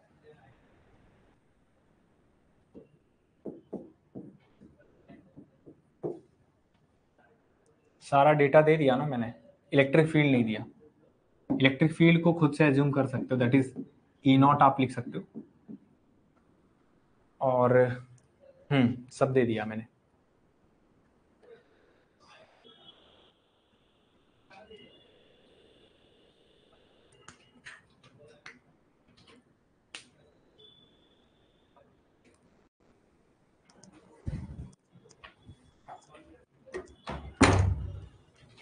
टाइम पीरियड निकालना है इलेक्ट्रिक फील्ड में। मैंने क्या किया, ये सिस्टम को थीटा एंगल पे जाके, ये थीटा बेसिकली इसका एंगल है, मतलब स्मॉल एंगल से मैंने इसको डिस्प्लेस कर दिया, मतलब स्मॉल एंगल इसको डिस्प्लेस कर दिया, उसके बाद छोड़ दिया, उसके बाद ये एसएचएम कर रहा है। तो आपको फिगर आउट करना है कि टाइम पीरियड क्या होगा। तो ट्राई करो उस सिस्टम को डाइपोल में कन्वर्ट करने का, ठीक है। आसान है, कर लोगे ना? हाँ, सेंटर ऑफ मास का फॉर्मूला भी मैंने लिखवाया था, कोई आर्क का। हाँ, आर्क का बेसिकली देखो ना, सेंटर ऑफ मास इस बॉडी का देखो, ये जो चार्ज है सेंटर ऑफ मास में पूरा पुट कर दो, ठीक है। सेंटर ऑफ मास कहाँ पे आएगा जरा बताओ? ऊपर, तो ऊपर नीचे देखो ना सिमेट्रिक है, तो ये तो इसी लाइन पे आना है, ऊपर नीचे कैंसिल आउट हो जाना ना। समझ में आ रहा है बात को? ये मास ऊपर है जितना, उतना नीचे है, तो ऊपर तो कहीं जाएगा नहीं, शिफ्ट नहीं होगा सेंटर ऑफ मास, जो आएगा वो एक्स में आएगा। और एक्स में आपको पता है आर्क का सेंटर ऑफ मास कितना होता है, मैंने बताया था। आर्क का जो सेंटर ऑफ मास होता है, अगर मान लो ये थीटा है, मैं लिख देता हूँ, फिर से लिख लेना, ठीक है। ये थीटा है और यहाँ पे चार्जेस या फिर मास है, ठीक है। ये चार्जेस या फिर मास है और ये क्यू चार्ज है, तो इसका जो सेंटर ऑफ मास होगा यहाँ से कहीं ये डिस्टेंस पे, ये डिस्टेंस आपको लिखना है। तो ये डिस्टेंस बेसिकली यहाँ पे मैं बता रहा हूँ, ये एक्चुअली आता है RCM जो भी है, ठीक है। RCM बेसिकली 2r/थीटा साइन θ/2, ये होता है आंसर। अच्छा, ये कैसे याद रखना है? इसको याद करने का लॉजिक पता है क्या है?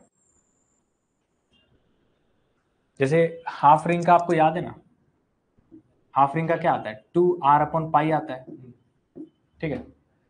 2r/π, तो ऐसा याद रखो, हाफ रिंग का याद रख लो, हाफ रिंग का 2r/π। तो 2r, मान लो कोई थीटा एंगल पे है, ठीक है, कोई आर्क, तो 2r/θ हो गया, इनटू हमेशा साइन θ/2 कर देना।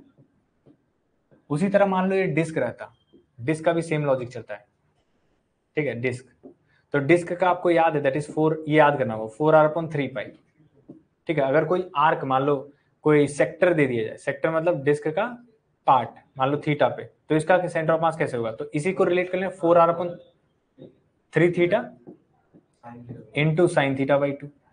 तो ये मैंने बताया भी था सर, समझे? बस अब यहाँ पे सेंटर ऑफ मास आपको पता है कितना आ रहा है सर? यहाँ पे जो भी होगा centre of mass, that is इसी लाइन के अलाउंग आएगा, दैट इज, और कितना आ रहा है जरा देखो, ये थीटा मैंने दे रखा है, तो उतना ही आ जाएगा बेसिकली, है ना। इसको आप अलग से एंगल ले सकते हो, मैं जनरल टर्म में लिखना चाह रहा हूँ, जनरल टर्म में लिखी, तो बेसिकली ये ही है, ठीक है। ये मैं RCM बोल रहा हूँ इसको, RCM, और यहाँ पे डेटा पुट कर लेना लास्ट में, और ये भी यहाँ से RCM पे आ जाएगा सारा चार्ज, और ये -q आ जाएगा सारा चार्ज यहाँ पे, प्लस क्यू आ जाएगा। अब देखो ये डाइपोल फॉर्म हो गया, ये डाइपोल फॉर्म हो गया, डाइपोल फॉर्म हो गया ना। इसको मैं अगर नीचे एक्सटेंड करूं तो ये डाइपोल का केस हो गया, ठीक है। और डिस्टेंस बिटवीन देम देखो कितना आ जाएगा, ये 2 RCM आ जाएगा सर, 2 RCM। और यहाँ पे इलेक्ट्रिक फील्ड दिया गया और ये बेसिकली SHM कर रहा होगा, ठीक है। और चार्जेस अगर निकालो तो ये माइनस क्यू है और ये प्लस क्यू है, तो माइनस क्यू प्लस क्यू कैसे निकलेगा, प्लस क्यू बताइए कितना आएगा।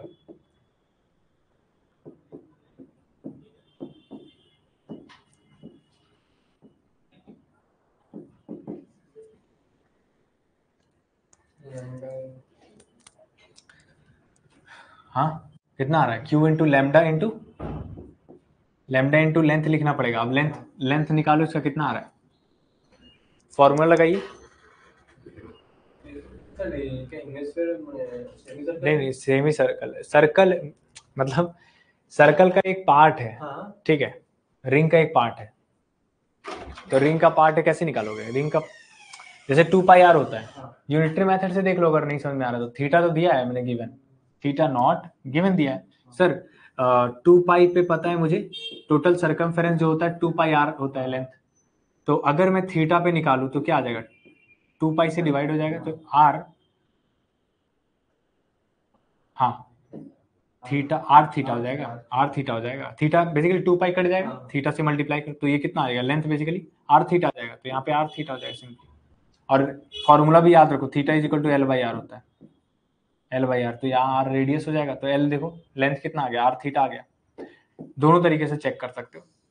तो Q इज इक्वल टू यहाँ पे देख सकते हो सर, लेमडा आर थीटा आ गया, ये Q आ गया।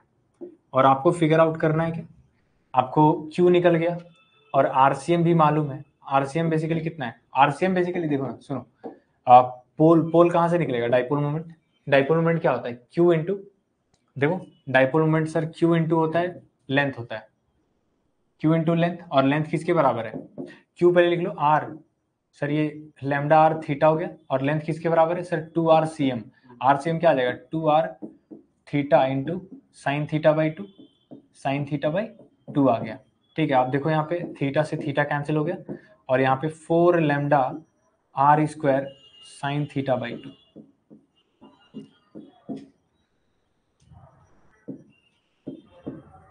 ये P आ गया, P आ गया। और क्या ई नॉट, ई तो ई नॉट है मेरा, ठीक है। P आ गया, E आ गया। एंड आपको फिगर आउट क्या करना है बताओ जरा, ICM, ICM इंपॉर्टेंट है, ठीक है। तो ICM कहाँ से निकलेगा जरा बताओ sir, I about centre of mass निकालना है, I about centre of mass. देखो इसका मास सेम है, देखो ये भी M है और ये भी M है। अगर M to M रहता तो फिर अलग डिस्टेंस होता, तो मास कहीं बीच में आएगा L/2 पे, तो सेंटर ऑफ मास निकाल लेना, moment of inertia ml²/2 ml²/2 हो जाएगा, ठीक है। तो पुट कर लेना, बन जाएगा ना अब।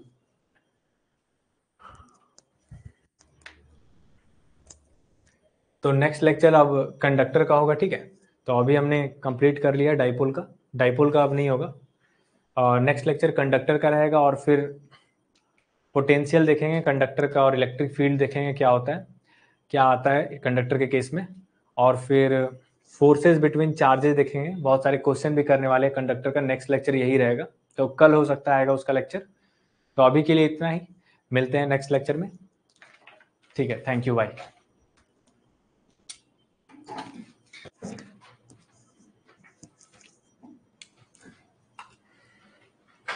तो हो गया ना।